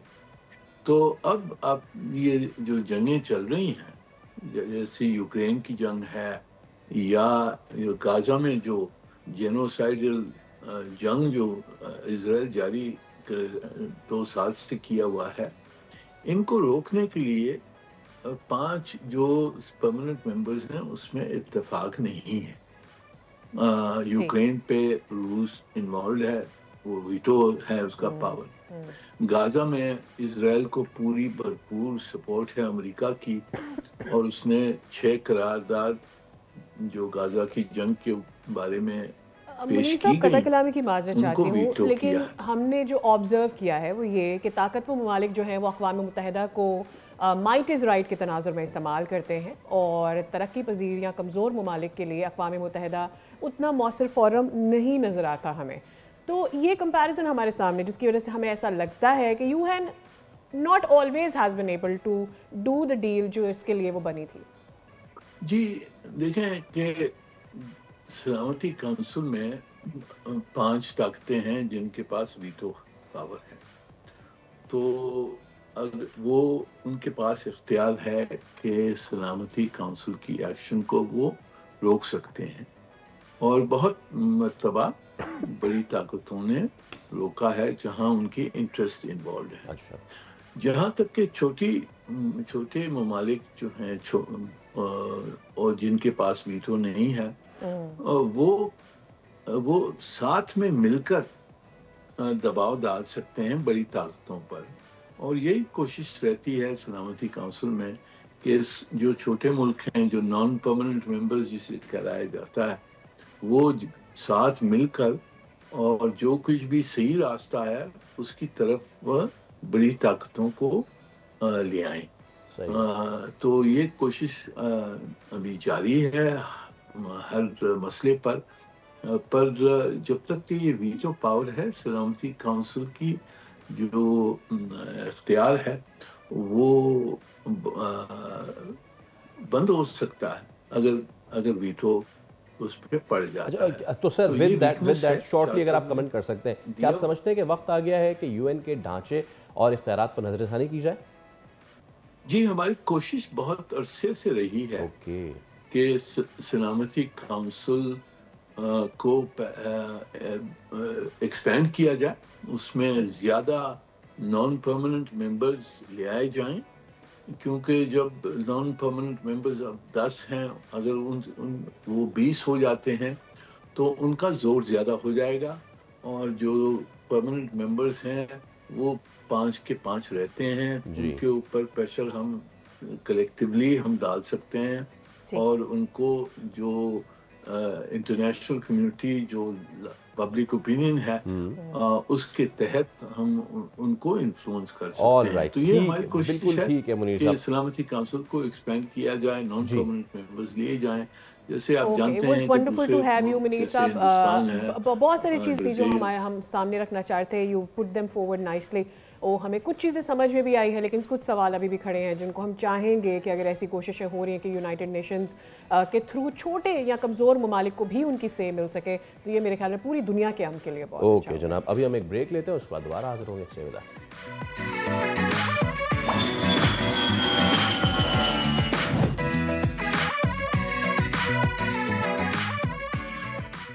वेलकम बैक, सुबह खैर, एक बार फिर आपको कहेंगे खुश आमदीद। आप देखते हैं दुनिया बोल है, हमसे जुड़े रहने के लिए बेहद शुक्रिया। शहर कराची एक नहीं मसला, बहुत सारे मसले। रूट कॉज पे जब जाएंगे किसी भी मसले पे तो इशू क्या आता है? फंड्स नहीं है, सड़क, सेहत एंड ऑल। गो के हुकूमतें कोशिश करती रहीं, लड़ती रहीं आपस में। मुझे तो वो दिन भी याद है जब वादा किया गया था कि 11 अरब का फंड कोई पैकेज आएगा, वो पता नहीं फिर क्या हुआ उसका। और अब बहुत सारे मंसूबे, चाहे वो पब्लिक ट्रांसपोर्ट हो, चाहे वो पानी के मंसूबे हो, पाकिस्तान कराची का इंफ्रास्ट्रक्चर हो, आई मीन बड़ी सड़कें हो, मोटरवेज हो, एवरीथिंग से जब हम बात करते हैं तो सारी की सारी बात ख़त्म हो जाती है एक जंग के ऊपर कि वफाक की जानिब से फंड्स नहीं आ रहे हैं, अभी तक नहीं आ रहे हैं। और वफाक ये दावा करता चला आ रहा है कि जी हमारी तरफ से सारे फंड्स आ गए हैं। मुर्तज़ा वहाब साहब ने एक दफ़ा फिर से ये याद दिलाया है कि वफाक को हमें वो फंड्स देने होंगे जिसकी बुनियाद पर हम कराची की तरक्की और पूरे सिंध की तरक्की भी उसके ऊपर डिपेंड कर रही होती है। बिकॉज कराची आपका हब है। मैं तो ये कहना चाहती हूँ, एक दफ़ा फिर से याद दिलाना चाहती हूँ कि कराची पूरे मुल्क को चला रहा है। ऑल्दो हम ये बात कहते हैं, शायद समझ नहीं आती, तभी हम मुसलसल मुश्किलात में घिरे रहते हैं जब हम कराची की बात करते हैं। अभी भी अगर तकाबुल कर लें आप कराची लाहौर का, तो कीमतें कम कहाँ हैं? यहाँ पे हैं। आपको रिहाइश से लेके बाकी सारी चीज़ें हो सकता है कि यहाँ पे कम मिले। लिविबिलिटी के हिसाब से, कॉस्ट ऑफ लिविंग जिसे हम कहते हैं, कॉस्ट ऑफ लिविंग भी सादिया, और उसके साथ जो आप रिहाइश का जो मयार है उस हिसाब से सैडली कराची के लिए एंड हैप्पीली फॉर द लाहौरीज चीज़ें बहुत बदल गई हैं, बहुत ज़्यादा तब्दील हो चुकी हैं। और यहाँ तो जब आप बड़े पॉश इलाकों में जाएं तो हम तो ये कहने पे मजबूर हो जाते हैं कि हमें तो पॉश इलाके भी अच्छे नहीं मिले। तो अब इस सब के पीछे जो रिफ्ट है, और सिर्फ आपने जो मोटरवे का जिक्र किया, थैंक यू उसको भी मेंशन करने के लिए, बिकॉज वहाँ भी एक फड्डा पड़ा हुआ है कि जी यहाँ से यहाँ तक बन गई, अब यहाँ से यहाँ तक विफाक नहीं बना, विफाक कहते हमने पैसे दे दिए, आपने नहीं बनाए। तो अभी इन दो बिग विग्स की लड़ाई में, या फिर मैं कह देता हूँ दो हाथियों की लड़ाई में, आवाम जो घास है वो कब तक कुचली जाती रहेगी, इस सब पे वी आर टॉकिंग। और हम जो है सिचुएशन ये है सादिया कि अब इतनी ज़्यादा माइन्यूट प्रॉब्लम्स हो गई हैं, इतनी ज़्यादा कि चाहे वो सॉलिड वेस्ट मैनेजमेंट हो, चाहे दीगर मामलात हो, वो चीज़ें हल होती दिखाई नहीं दे रही हैं। बिल्कुल। और इसी पर बात करते हैं पीपल्स पार्टी की रहनुमा आज़मा साहिबा हमारे साथ एक दफ़ा फिर नतीजे हमारे साथ मौजूद हैं। उनसे साहिबा से बात करेंगे कि ये जो दो हमें हर तरफ से मौक़िफ़ आ जाते हैं, उनकी पार्टी ऑब्वियसली वो अपना मौक़िफ़ भी पेश करेंगी, लेकिन हम गरीब आवाम, हम किसकी तरफ देखें, हमें कब मसाइल के हल मिलेंगे। तो हमारे साथ स्टूडियोज़ में मौजूद है उस्मा कामरान साहिबा। उस्मा साहिबा, a very very good morning to you. Obviously मैं या फैसल या और जितनी भी आम आवाम है उनको डेफिनेटली फ़र्क नहीं पड़ता कि विफाक में इस वक्त क्या चल रहा है और कितने फ़ंड पीपल्स पार्टी को मिल रहे हैं या नहीं। और फिर वहाँ से जब कोई काउंटर बयान आता है तो लोग तज़ब्ज़ुब का शिकार हो जाते हैं कि सच कौन बोल रहा है और झूठ कौन बोल रहा है। So just walk me through कि जो अभी ताज़ा बयान आता है मुर्तज़ा वहाब साहब का, मैं या कोई आम कराची वाला उससे क्या परसीव करें? देखिए, उनकी ये बात और ये डिमांड वजह है मेयर साहब की कि कराची को फंड नहीं दिए जा रहे, क्योंकि देखिए कराची जो है ना पूरे मुल्क का ईंधन है, पूरे मुल्क का दिल है। और जब देखें कराची रेवेन्यू जनरेट करके वफाक को देता है तो लेने वाले हाथ तो दोनों उनके हाजिर हैं। जब देने की बात आती है, हमारा हक है कराची का, तो कहते हैं कि है नहीं, हाथ खाली हो गए। अच्छा। ऐसा तो नहीं होना चाहिए ना। कराची पूरे मुल्क का दिल, उस दिल को जब आप जो है ऐसे ही छोड़ देंगे, उसको कुछ देंगे ही नहीं, तो वो तो धड़कना बंद कर देगा। और देखो उससे नुकसान सिर्फ शहर का नहीं है, पूरे पाकिस्तान का है, आवाम का है। मैं भी आवाम में हूँ, मैं भी इन्हीं सड़कों पे सफ़र करती हूँ, मैं भी इन्हीं दुकानों से जाके सौदा खरीदती हूँ। कैसा दिल करता है जब आप इस सड़क पे सफ़र करती हैं? देखें, पहले की निस्बत अगर मैं ये कहूँ कि बेहतर है काफ़ी हद तक। देखिए एकदम से इतना ज़्यादा बिगाड़ जो है ना वो सही नहीं हो सकता। मैं ये नहीं कहूँगी कि हमने 100% दे दिया। मैं पिछले वक्त में नहीं जाऊँगी, क्योंकि देखें हम मुकामियत की सियासत करते हैं, ना कि तकरार की। तो मैं ये समझती हूँ कि तकरार करने से बेहतर ये नहीं है कि इस सिंध को, इस शहर को, इस मुल्क को बनाया जाए। तनकीद तो देखें अपोजिशन का काम है तनकीद करना, मगर तनकीद बराए इसलाह होती है, तनकीद बराए तीर नहीं होती। ये तो हमारा काम है। अज़राए मजाक के दोस्तों से बात होती है ना, तो हम ये कहते हैं यार आपकी सड़कें ज़्यादा अच्छी हैं, बहुत अच्छी हैं कराची के मुकाबले में। और इसमें कोई हम लुक डाउन अपॉन नहीं कर रहे, मिट्टी की अपनी एक बात है, कराची की अपनी। कभी कहा जाता था कि जनाब आप अर्बन एरिया में आए, वहाँ तो कोई पूछने वाला ही नहीं है। सिंध हुकूमत क्या कर रही है, पाकिस्तान पीपल्स पार्टी क्या करती है। अच्छा। तो अब जवाब तो देखें, आप लोगों ने खुद ही दे दिया ना कि मिट्टी की सड़कें देखें। आप जाएं, नीटू खास जाएं, हैदराबाद जाएं, नहीं पूरे सिंध का हिस्सा है। कराची तो दिल है सिंध का। अच्छा, तो मुझे बहुत सारी चीजें जो लाइन अप हो रही हैं। हाँ जी, उसमें साहिबा क्या हम अपने अवाम के सामने ये रख सकते हैं कि जब हम ये बात करते हैं कि विफाक फंड्स नहीं रिलीज़ करा, हमारे कौन से ऐसे मंसूबे हैं जो इंटायरली या डायरेक्टली इस वक्त विफाक के ऊपर डिपेंड करते हैं कि वो फंड्स या NFC अवार्ड्स रिलीज़ करेगा तो फिर हमारे जो है ये मुकम्मल हो पाएंगे मंसूबे। देखें, इस वक्त आपको पता है कि कराची को फ़ंड की ज़रूरत है। हम जो है ना लिमिटेड बजट के अंदर तरक्याती कामों को पूरा नहीं कर सकते। चाहे वो इंफ्रास्ट्रक्चर हो, चाहे वो कोई सा भी इशू हो, उसके लिए पैसा दरकार है। अब मैं अगर किसी शॉप पे जाऊंगी कुछ लेने के लिए, अपने घर के लिए पेंट भी खरीदने जाऊंगी, तो मुझे पैसे चाहिए। जब भी तो मैं अपने घर को जो है वो पेंट करूंगी। यहाँ यही हो रहा है, क्लेम कर रहा है कि हमारी वजह से वो पूरा होने जा रहा है। नहीं, ऐसा कुछ भी नहीं है। MKM ने भी कहा था कि जनाब हमारी वजह से K4 पूरा होने जा रहा है। तो नहीं हो रहा। देखें, हमारी उस वक्त हमारी हुकूमत नहीं थी जब ये जो है मंसूबा अप्रूव हुआ था। पूरा उसका इंफ्रास्ट्रक्चर ही गलत था, तो री अप्रूव हुआ वो। तो जाहिर सी बात है, जब चीज़ री अप्रूव होगी और जब शुरू से ही बिगाड़ होगा वफाक की तरफ से, उस वक्त तो हम नहीं बैठे हुए थे, तो उसको तो हम दुरुस्त कर रहे हैं। उसमें जनाब MKM कहाँ से बीच में कूद पड़ी। अभी थोड़े दिन पहले आपने सुना होगा फारूक सत्तार साहब का एक बयान आया था कि जनाब हम कर रहे हैं कराची वाले। तो जनाब हम क्या कहीं से तश्तरी में उतर के आ गए? हम कराची वाले नहीं हैं, हम नहीं कर रहे हैं, हम भी तो कर रहे हैं। कुछ दिन पहले नून लीग के एक रहनुमा आए हुए थे तो हमारे शो पर उनसे हमारी बात हो रही थी एंड ही सेड कि हमारा जो ग्रीन लाइन मंसूबा है वो भी पीपल्स पार्टी की वजह से रुका पड़ा है। अपने रेड लाइन के चक्कर में उन्होंने हमारी ग्रीन लाइन रोकी हुई है। देखिए, रेड लाइन हो या ग्रीन लाइन हो, मैं तो ये समझती हूँ ये मुल्क का असासा है और अपनी आवाम के लिए हम काम कर रहे हैं। रेड लाइन पहले बन जाए, नहीं ऐसा नहीं है, रेड लाइन पहले बने या ग्रीन लाइन पहले बने, हमें आवाम के लिए प्रोवाइड करनी है चीज़ें, हमें बन जाए। आवाम को देखें सहूलियात देनी है, कराची का इस सिंध का भला करना है, ना कि तनकीद करना है। मैं आप लोगों से एक सवाल पूछूं, पहले मैंने पूछा था अपने भाई से कि जनाब पाकिस्तान पीपल्स पार्टी तो कहते हैं लोग कुछ नहीं कर रही, तो पाकिस्तान पीपल्स पार्टी के आपको पता है कि पाकिस्तान पीपल्स पार्टी ने कुछ ना करते हुए 37 यूनिवर्सिटीज़ बनाई ऑल ओवर सिंध, सही है, सैकड़ों जो है हाई एजुकेशन स्कूल्स बने, सैकड़ों हॉस्पिटल्स बने। आप गिम्स ले लें, गंबट में कितना ज़बरदस्त वो लीवर ट्रांसप्लांट है, NIVD में हमारा बहुत बड़ा किरदार है वफाक के साथ। तो कभी भी ये नहीं सोचा इन लोगों ने कि जनाब पाकिस्तान पीपल्स पार्टी कर तो रही है ना, ये कहते हैं कि लेकिन कर रही नहीं है। उस पे वी कैन ऑलवेज आर्ग्यू इसमें रिस्पेक्टफुली कि हम टर्शरी लेवल को ज़्यादा फोकस कर रहे हैं। On the primary level made भी हेल्थ, मेड भी एजुकेशन। हाँ, सैलाब भी आया, उसने बड़ी तबाहकारी की, बट पूरे पाकिस्तान में, I am not wrong, Sindh में जो आउट ऑफ द स्कूल बच्चे हैं उनकी तादाद एंड ऑल, तो प्राइमरी लेवल पे अगर फोकस किया जाए तो एक तो ये चीज़ हो गई। फोकसिंग अगेन ऑन कराची, इख्तियारात का मसला है, वसाइल का मसला है। ये सड़क किसके पास है ये नहीं पता, अगली सड़क किसी और की है, फलां ये वो ढिमका। सो क्या वक्त नहीं आ गया कि देखें, बात यह है कि अभी इलेक्शंस आएंगे ना, तो फिर सारे, not only Peoples Party, everyone will standing कि हमने ये किया और हम अब करेंगे। ठीक है, MQM बरसर इक़्तिदार, जमात भी बरसर इक़्तिदार, PTI भी बरसर इक़्तिदार, सब कुछ सारी इसमें बरसर इक़्तिदार है। अपोजिशन तो नाम की है बॉस, ठीक है, सब बरसर इक़्तिदार है। तो माई क्वेश्चन इज कि क्या वक्त नहीं आ गया कि जो फंड से पहले एक और मसला है, और वो ये सड़क इसकी है, इस बोर्ड की, ये सड़क इसकी है, एक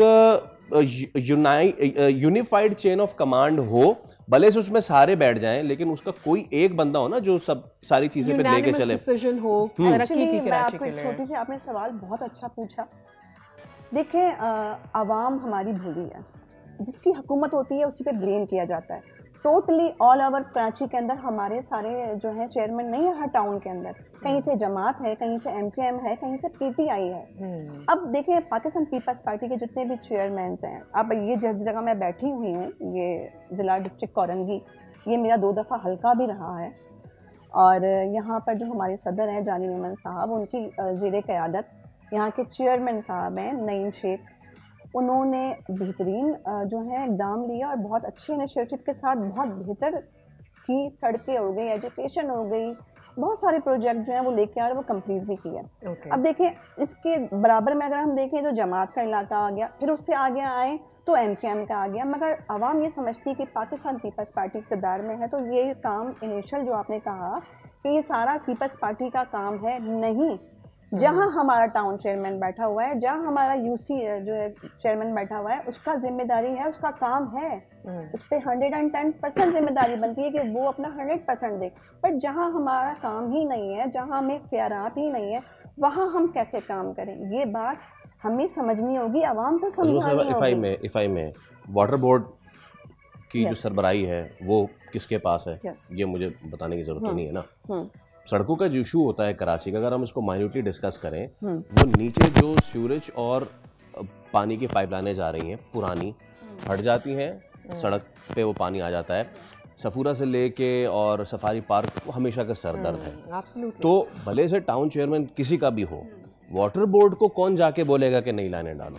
देखिए, वाटर बोर्ड को बरमला कहा जाता है, वाटर बोर्ड काम नहीं करता। मगर मैं आपको बताऊं, कुछ ऐसी बिगाड़ की सूरतें मौजूद हैं जो लोग काम भी नहीं करने देते। बीइंग ऑनेस्ट मैं आपको बताऊं, मैं इस वक्त आपसे एक शहरी बन के बात कर रही हूँ। देखिए, काम बाज़ लोग करते हैं, बाज़ लोग नहीं करते। हमारा भी यही है कि कोई कर रहा है बहुत अच्छा, कोई स्लो डाउन कर रहा है, उस पर चेयरमैन साहब लाल साहब कहता है कि आप फास्ट क्विकली काम करें, ये शहर हमारा है। अब वाटर बोर्ड की अगर हम बात करें तो वाटर बोर्ड की जो जिम्मेदारी है वो तो पूरी कर रहे हैं, मगर कुछ लोग हैं जो रुकावटें बनाते हैं। ठीक है, thank you so much Usma, it was wonderful to have you on the show. I am sure कि आपने जितनी चीज़ें हमारी क्लियर की हैं, आवाम तक वो मैसेज चला गया होगा। विल दैट हमें लेनी है एक छोटी सी ब्रेक, रहिए हमारे साथ।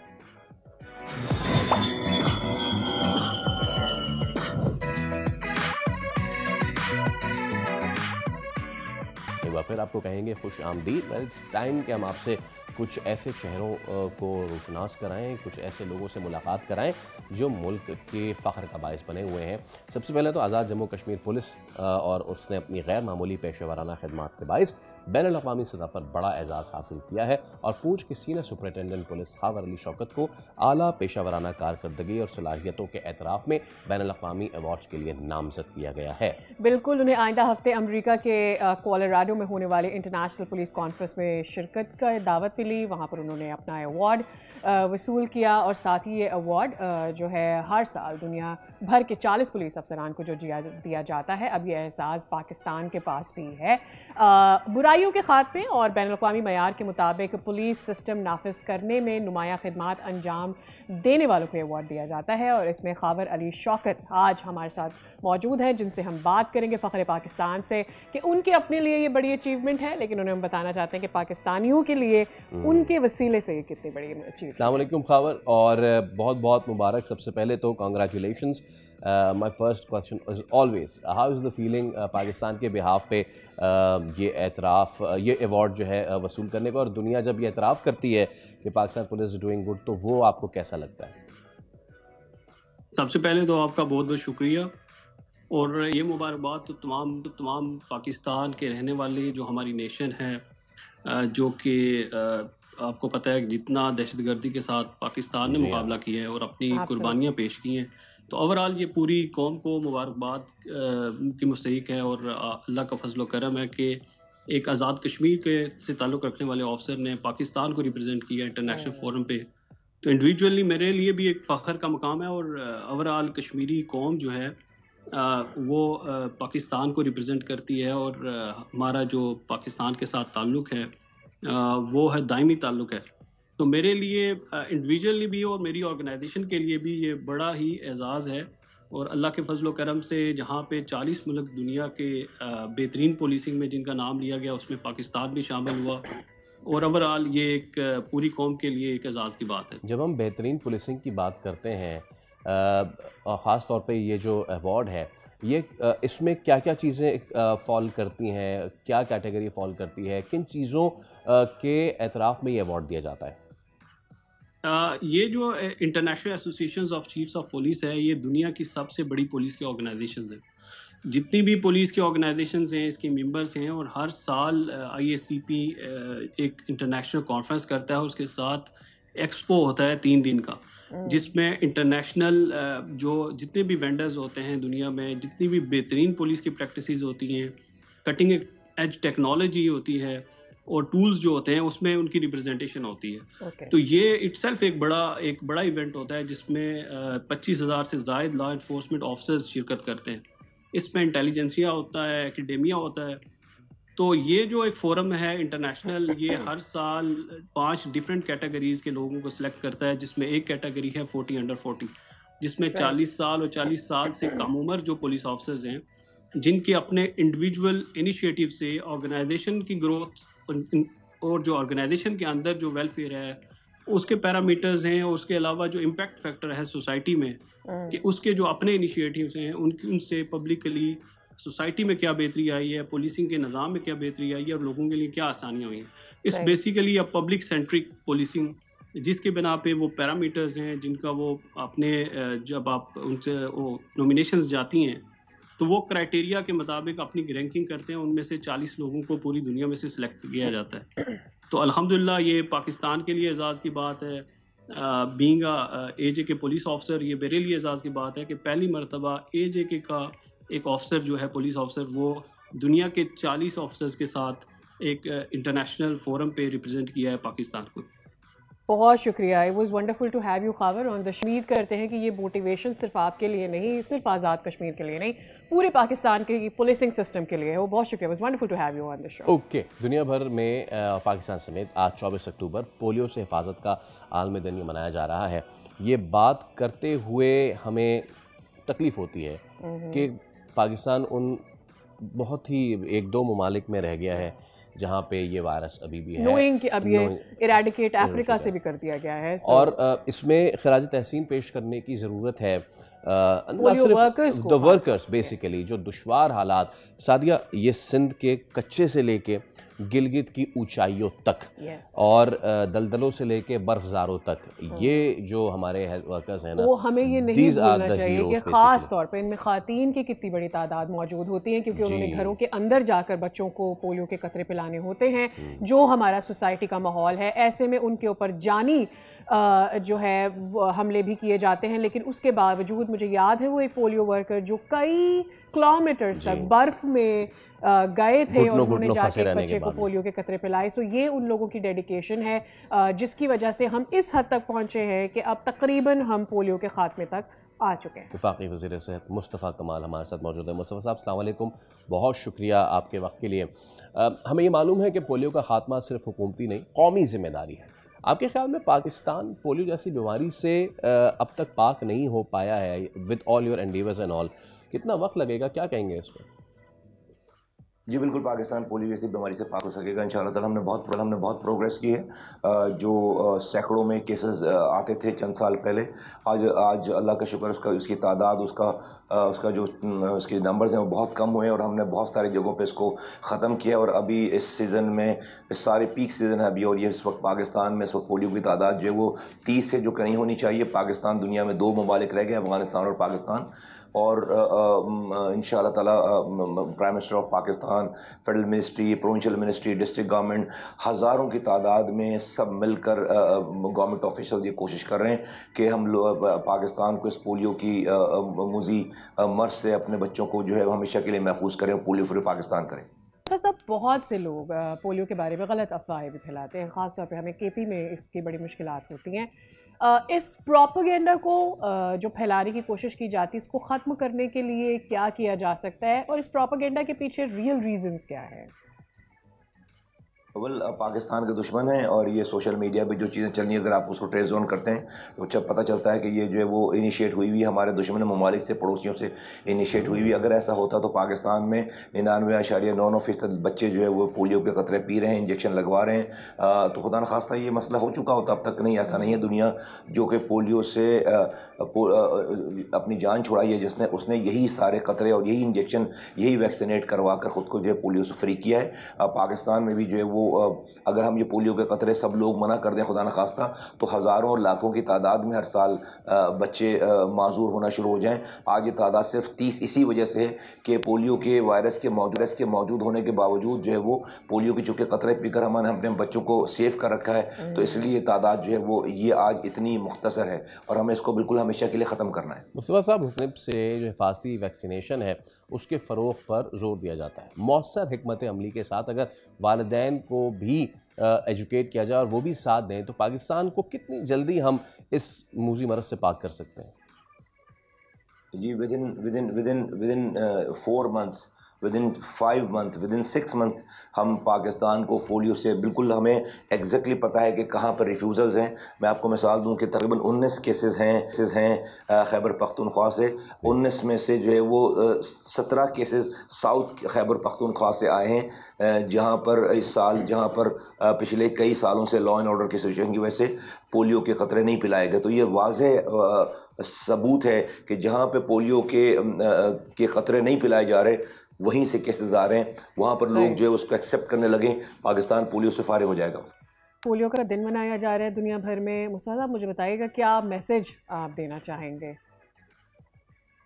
हम यही कि मैं आज पाकिस्तान, अल्लाह को हाज़िर नाज़िर जानकर अल्लाह की मदद के साथ, इंशाअल्लाह ताला लोगों की मदद के साथ, आज हम ये हमारा प्लेज है कि हम पाकिस्तान को इसी साल इंशाअल्लाह ताला हम पोलियो फ्री करेंगे इंशाअल्लाह। बहुत शुक्रिया आपके वक्त के लिए, और इस तरह आपने कहा हम भी दुआगो हैं कि बस अब ये चीज़ ख़त्म हो जाए, ताकि हम बार बार इस पर जो है इस तरीके की तकलीफ़ें ना उठानी पड़े, क्योंकि तकलीफ़ उठाती हमारी नेक्स्ट जनरेशन। अच्छा जनाब, अभी हम एक ब्रेक ले रहे हैं। ब्रेक के उस पार जब हम हाजिर होंगे, one of my favourite topics, that is पहाड़ों की ऊंचाइयों पे लेके चलेंगे आपको, लेकिन एक ब्रेक के बाद वही हमारे साथ।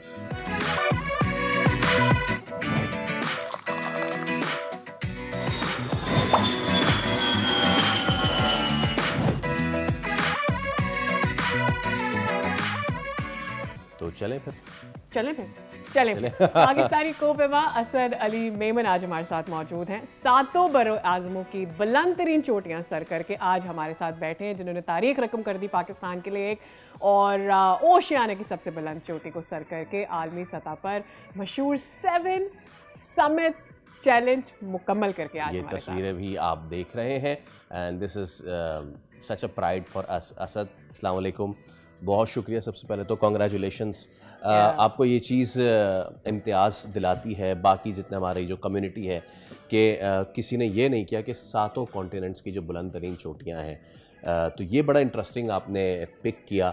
कैसा रहा एक्सपीरियंस, ख़ास तौर पे you not belonging from the northern community? आपका शुक्रिया, मुझे बुलाया, मेरी कहानी को थोड़ी सी रोशनी देने की कोशिश की। अल्हम्दुलिल्लाह ये कुछ दिनों, हफ्तों, महीनों या इवन 1-2 सालों का सफ़र नहीं था। 8 साल लगे मुझे टोटली इस स्टेज तक पहुंचने में। बहुत मज़ा आया, बहुत चीज़ें सीखी, बहुत चीज़ें देखी, बहुत ख्वारियाँ दुश्वारियाँ काटी, पहाड़ों की ऊंचाइयों को फेस किया, समिट्स पे गए। आपने जैसे ज़िक्र किया, ना पैदाइश ना रहन सहन पहाड़ों पे है, फ्लैट लैंड, रेगिस्तान, बिजली का ना होना, गर्मी का बहुत ज़्यादा होना मेरे लिए बहुत कॉमन है। इसके अपोजिट जाके उन सारे फैक्टर्स से लड़ना बड़ी बात है मेरे लिए। तो ये सिर्फ वही बंदा समझ सकता है जो शायद थर में पैदा है, ये जो शायद लाड़काना में या शायद पाकिस्तान के उन हिस्सों में जहाँ पे दर्जा हरारत बहुत गर्म है, तो वहाँ से फाइटिंग बहुत मज़ेदार चीज़ है। लेकिन मैं एक चीज़ करेक्ट करूँ, जहाँ पे आपने कहा कि हमारी कम्युनिटी में एक खातून है जिन्होंने यही चीज़ की हुई है, समीना बेग उनका नाम है। जी। तो उन्होंने मुझसे पहले बहुत सालों, तो वो हमारी इंस्पिरेशन तो वो हैं, उन्होंने किया था, तो उसके बाद से मैंने किया है। लेकिन हम दोनों का फ़र्क सिर्फ ये है कि वो शिमशाल से हैं और हम जो हैं वो लाड़काना से हैं। तो लेकिन ये एक बहुत मज़ेदार सफ़र है। अच्छा, when I look at a mountaineer, तो बात आती है हमेशा से ये कि बचपन से देखा होगा ऊंचाई पर चढ़ना, कोई ना कोई तो होगा जो जाते हैं, बिकॉज जो अपर एरियाज़ में लोग रहते हैं, मैं ये नहीं कहना चाहूँगी कि उनके लिए कोई स्ट्रगल नहीं है या उनके लिए ये नॉर्मल है, बट मैं ये ज़रूर कहना चाहूँगी कि वो कम से कम उस टेम्परेचर से सॉर्ट ऑफ यूज टू होते हैं, उस टेम्परेचर में पैदा हुए होते हैं, उनको वहाँ की किसी भी एरिया की बचपन से सुनकर नो हाउ होना ही आपको यूं कहने की एक कॉमन सेंस आपकी वहाँ के लिए बन जाती है। आपको पता होता है कि आप क्या स्ट्रगल करने जा रहे हैं। तो जब आपका इसमें ये भी ऐड कर लीजिए कि उनको वहाँ पे वो प्रैक्टिस भी मिल रही है जी। तो जब आपका फर्स्ट एक्सपीरियंस था, ठीक है 7 समिट्स को लेना एक अलग बात है, बट जो फर्स्ट एक्सपीरियंस था उसने आपको मोटिवेट किया था या for a certain time demotivate कर दिया था कि यार आई हैड नॉट थॉट, कि आप प्रिपेयर्ड थे? It was mixture of both feelings. मैं आपको यकीन करें, मैं 2016 की आपको बात बता रहा हूँ। मैं पहली दफ़ा पहाड़ को सर करने की मुहिम में शलवार कमीज में गया हूँ। मुझे नहीं पता था, मेरे पास ना वसाइल थे, ना मुझे कोई बताने वाला था कि आपने हाइकिंग पैंट्स पहननी है, ना आपने जूते पहनने हैं। मैंने तो अपने आप को ट्राई करना था। मैंने उस सोच को, उस मिथ को और किसी रोल मॉडल के ना होने को चैलेंज करना था ना, कि मैं फैसल भाई को देख के, यार फैसल भाई ने 4 साल पहले ये किया था, 5 साल पहले उन्होंने ये सोचा था, तो चलो वो नाकाम भी हुए थे लेकिन कोशिश की थी ना। तो मेरे इस सिचुएशन में तो नाकामी तो बहुत दूर की बात, कोई था ही नहीं देखने वाला। तो मेरी पहला जो तजुर्बा था आज से कुछ साल पहले, गैर मामूली सूट, ट्रेडिशनल ड्रेस पहन के, उसमें बस कुछ अच्छे दोस्तों ने मुझे कुछ रेंट करके कम पैसों में फटे हुए पुराने जूते दिए, जो कि मैं अभी बहुत थैंकफुल हूँ कि उन्होंने दिए थे उस टाइम मुझे। लेकिन वो थोड़ी सी मुश्किल गुजार के जब मैंने एक चीज़ कर ली ना, वो 6000 का पहाड़ था, मिंगलिक सर उसका नाम था जी। लेकिन अभी हमारे लिए इजी है। 10 साल की मेहनत के बाद उस टाइम उस असद को मिंगलिक सर तो फिर अब तो आपको इजी लगता पता नहीं क्या टाइगर था। पीक भी होता आराम से। सो जब वहाँ पे वो करके हम गए, एक रात, पहली ज़िंदगी की पहली रात बर्फ़ पे कैंप करके सोए, और ये तो बाकी कि मैं दोबारा नहीं आऊँगा। और फिर अगले दिन जब सबमिट करके आया मैं, तो फिर वो फीलिंग चेंज थी। मैं वो था ही नहीं। मैंने कहा कि मैंने ये रात को क्या सोच रहा था मैं, और शुक्र है कि मैंने रात को कुछ। अच्छा, मैं कभी किसी पहाड़ की ऊंचाई पे नहीं गई, मुझे जरा अपना एक्सपीरियंस बताएं। When you look at the sky from that height, कैसा आपको कोई चीज़ याद नहीं आती? अभी वहाँ नहीं पहुँचे। मैं अभी एक पहाड़ करके आया हूँ, मैंने एवरेस्ट किए, मैंने हर पहाड़ की कैफियत मुश्किल होती है। आपकी इमोशनल सारी चीज़ें कट ऑफ हो जाती हैं। You have a divine and spiritual feeling. आपके स्टूडियो में, यहाँ पे आपके मैं बयान नहीं कर सकता, लेकिन आपको वो सारे दिन याद आते हैं कि जो आपने मुश्किल से जूते पहने, आपने हार्नेस पहनी, कैरिबिनर को एक लॉक कैरिबिनर होता है, एक क्लिप होती है जो आप रस्सों पे लगाते हो, उसको इतने संभल के लगाना होता है कि खुदा ना खास्ता वो अगर लॉक ठीक से नहीं हुआ तो आप गिरे।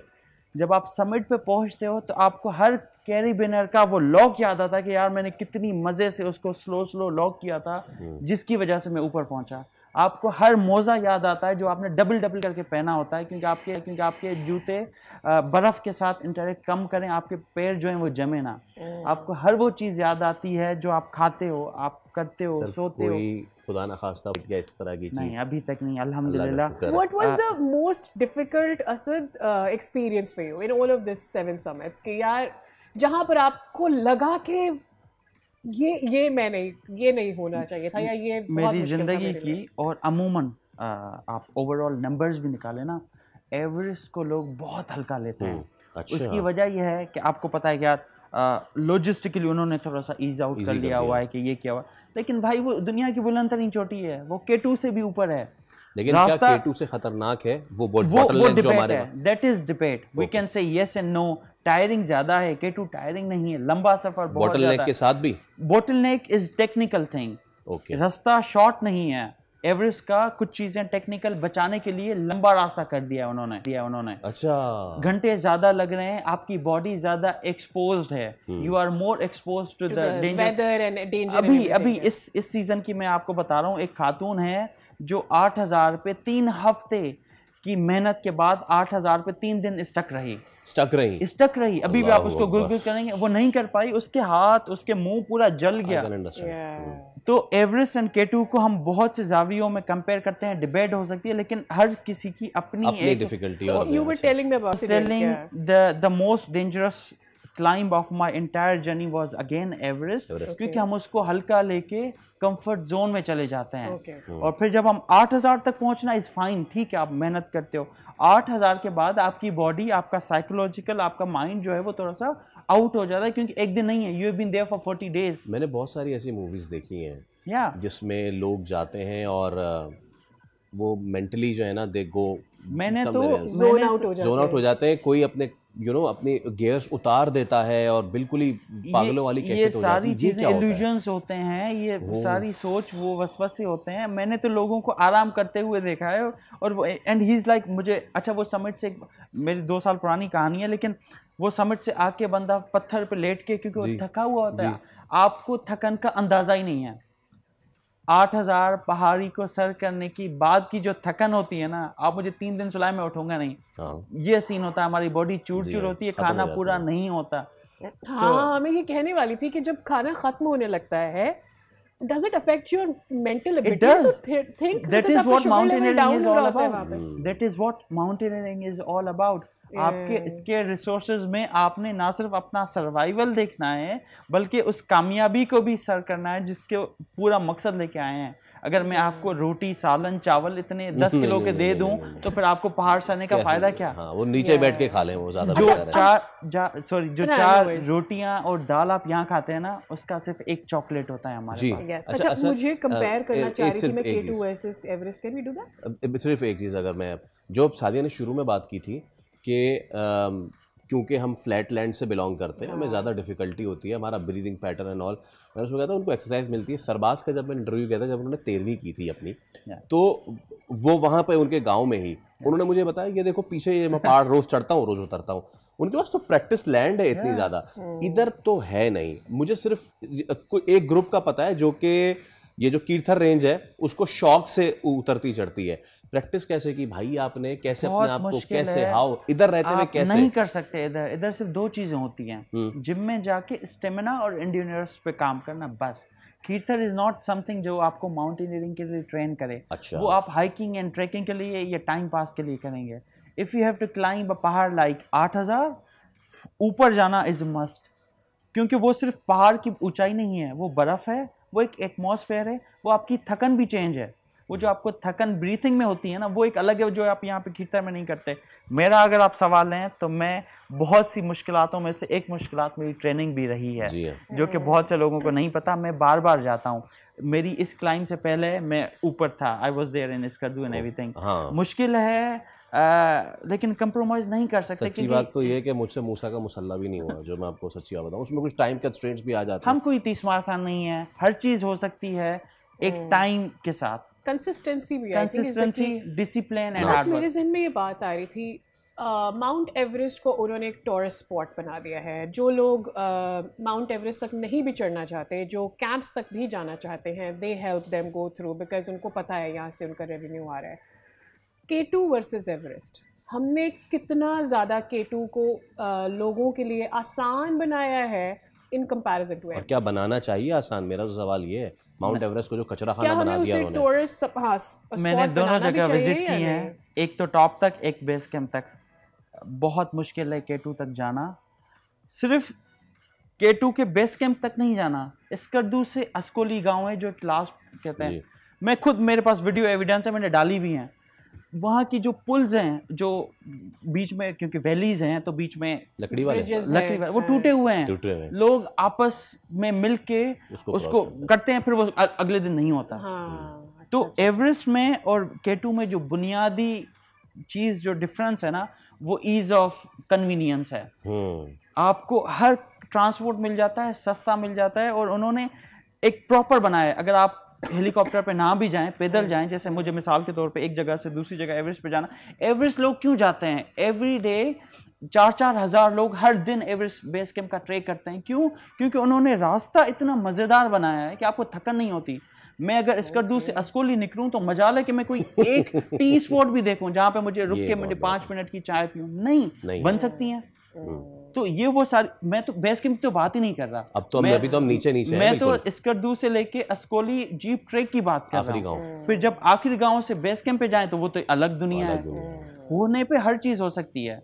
हज़ारों दोस्त मेरे हैं, मैंने 7 साल गुजारे हैं 7 बर्रे आज़मों पे, पता नहीं कितनी नेशनलिटीज़ के माउंटेनियर्स मेरे दोस्त हैं जो कि आना चाह रहे हैं, लेकिन उनको पता है कि यार अगर वो it's difficult to come here and do whatever they want to do. 100 बातों की एक बात, हमने अभी शहरोज़ काशिफ का भी रिसेंट देखा, उन्होंने भी स्पॉन्सर्स के हवाले से कुछ अपने ताफ़ुसात का इज़हार किया। ये जो एडवेंचर है कॉस्टली है, कैसे कवर करते हैं इसको? और जो आपने रेंट वाली बात की उस पर मेरे कान खड़े हुए कि रेंट पे भी अभी भी चीज़ें हो सकती हैं, तैयारी कर लूँगा। हर चीज़ का वे आउट है अगर आप करना चाहें। जो जूते मुझे $1500-2000 के मिलते हैं, वही जूते 200-300 के रेंट में भी आ जाते हैं। मैंने शुरू के इब्तिदा के 4 साल अमेरिका जाने से पहले, नॉर्थ अमेरिका के हाई स्पीक सर करने से पहले मेरे पास अपने ज़ाती जूते नहीं थे। 3 साल यूरोप, साउथ अमेरिका, अफ्रीका और इवन ये शमशाल वाली जो पीक थी, मैंने किसी और के जूते रेंट करके किए हैं। तो अगर आप महंगाई और कॉस्टली इक्विपमेंट की बात कर रहे हैं तो अल्टरनेट मौजूद है, आपकी विलिंगनेस होनी चाहिए। मैंने 4 साल बाद अपनी गिट टुकड़ों में जमा करना शुरू की। तो अगेन हर चीज़ पॉसिबल है सर, हर चीज़ मुश्किल है, डिसिप्लिन के साथ करने वाली हिम्मत आपकी चाहिए। अल्लाह ताला आपको बहुत से रास्ते दे देता है। अल्लाह ताला आपको मजीद बहुत रास्ते दे, मजीद और आप बहुत सारी कामयाबियां सर करें। Thank you so much Asad bhai, you have taken Pakistan to the heights, और हमारी दुआ है कि आप मजीद चोटियां इसी तरह सर करते रहें। बस मैं जाते जाते एक छोटी सी एक लाइन या एक जुमला ये कहूँगा कि मुझे देख के ये ना समझें कि मैं सिर्फ हज़ारों में या लाखों में एक था, मैं कोई 30 मार खान था। मेरी बॉडी बिल्ट इन थी, मैंने मेहनत की, मैंने एक रास्ता चुना जो मुश्किल था, दुश्वार था, लेकिन मैंने कर लिया। मेरे पहले कोई मिसाल नहीं थी, अब मिसाल है। तो अब मेरी दुआ, मेरी कोशिश और मेरी उम्मीद है कि सिंध से खुसूसन ज़्यादा माउंटेनियर्स निकले। ये ना कहें कि असद ने किया कोई एक अनोखी चीज़ थी, हम नहीं कर पाएंगे। कोई मुहिम चलाएंगे आप इस पे? मैं कर रहा हूँ, मैं कोशिश कर रहा हूँ एक ऐसा इदारा हो किसी से मिलके जो ज़्यादा असद को पैदा करे, चाहे वो सखर से हो, चाहे वो हैदराबाद से हो, चाहे वो कराची से हो। वो आएँ, वो एवरेस्ट पे जाएँ, वो K2 पे जाएँ, वो मुल्क का नाम रोशन करें। क्योंकि मैंने तो कर लिया, ठीक है, लेकिन एक बंदे से ये सारी चीज़ें सिलसिला नहीं चलेगा। We need a proper mechanism to produce more mountaineers. वो एवरेस्ट, K2, कश्मीर 1, 2 सब करें, सब करेंगे, सब करें, नांगा पर्वत करें एंड एवरीथिंग, और उसमें छोटा मोटा साथ मैं आपको देने के लिए I wish and I pray। Thank you once again, Asad. It was wonderful to have you on the show। तो जनाब, इससे पहले कि हम एक ब्रेक लें, अमेरिकी सदर डोनाल्ड ट्रंप की जब भी हम बात करते हैं, वो कोई ना कोई नई चीज़ सामने लेके आए हुए होते हैं। अब नया कारनामा सामने आया है। उन्होंने वाइट हाउस के मशरक़ी हिस्से को गिरा के वहाँ एक शानदार नया बॉल रूम तैयार करने का ऐलान किया। अच्छा, मैं समझ रहा था कि शायद उन्होंने भी अपने यहाँ के जो वो है ना गवर्नर हाउस, उनको भी यूनिवर्सिटी बनाने का सोचा है शायद। बिल्कुल। अच्छा, वहाँ पे डिबेट जो इस वक्त है, ये जो आप मनाज़िर इस वक्त देख रहे हैं, ये उसकी डिमोलिशन के हैं। अच्छा, वहाँ पर डिबेट इस वक्त ये चल रही है। Triple H? Yes, he is. Yes. अच्छा, वहाँ पर डिबेट इस वक्त ये चल रही है कि he is going to name it Trump ballroom. So that's one of the debates because Trump का ये आखिरी दौर होगा as a president. He cannot become one more president over there. लंबा प्रोग्राम लग रहा है। So this demolition is going to be agreed upon after he has gone from here as a president or not. That's one part of it. लेकिन ये खूबसूरत मंजर पे ज़रूर करेगा।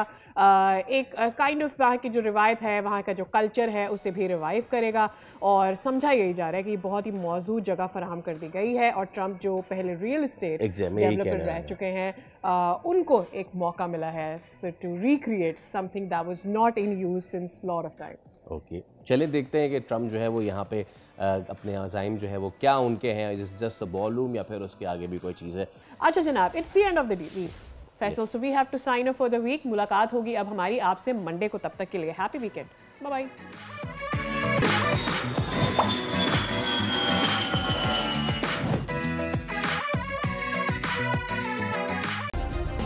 सब्सक्राइब करें और बेल दबाएं ताकि कोई खबर रह न जाए।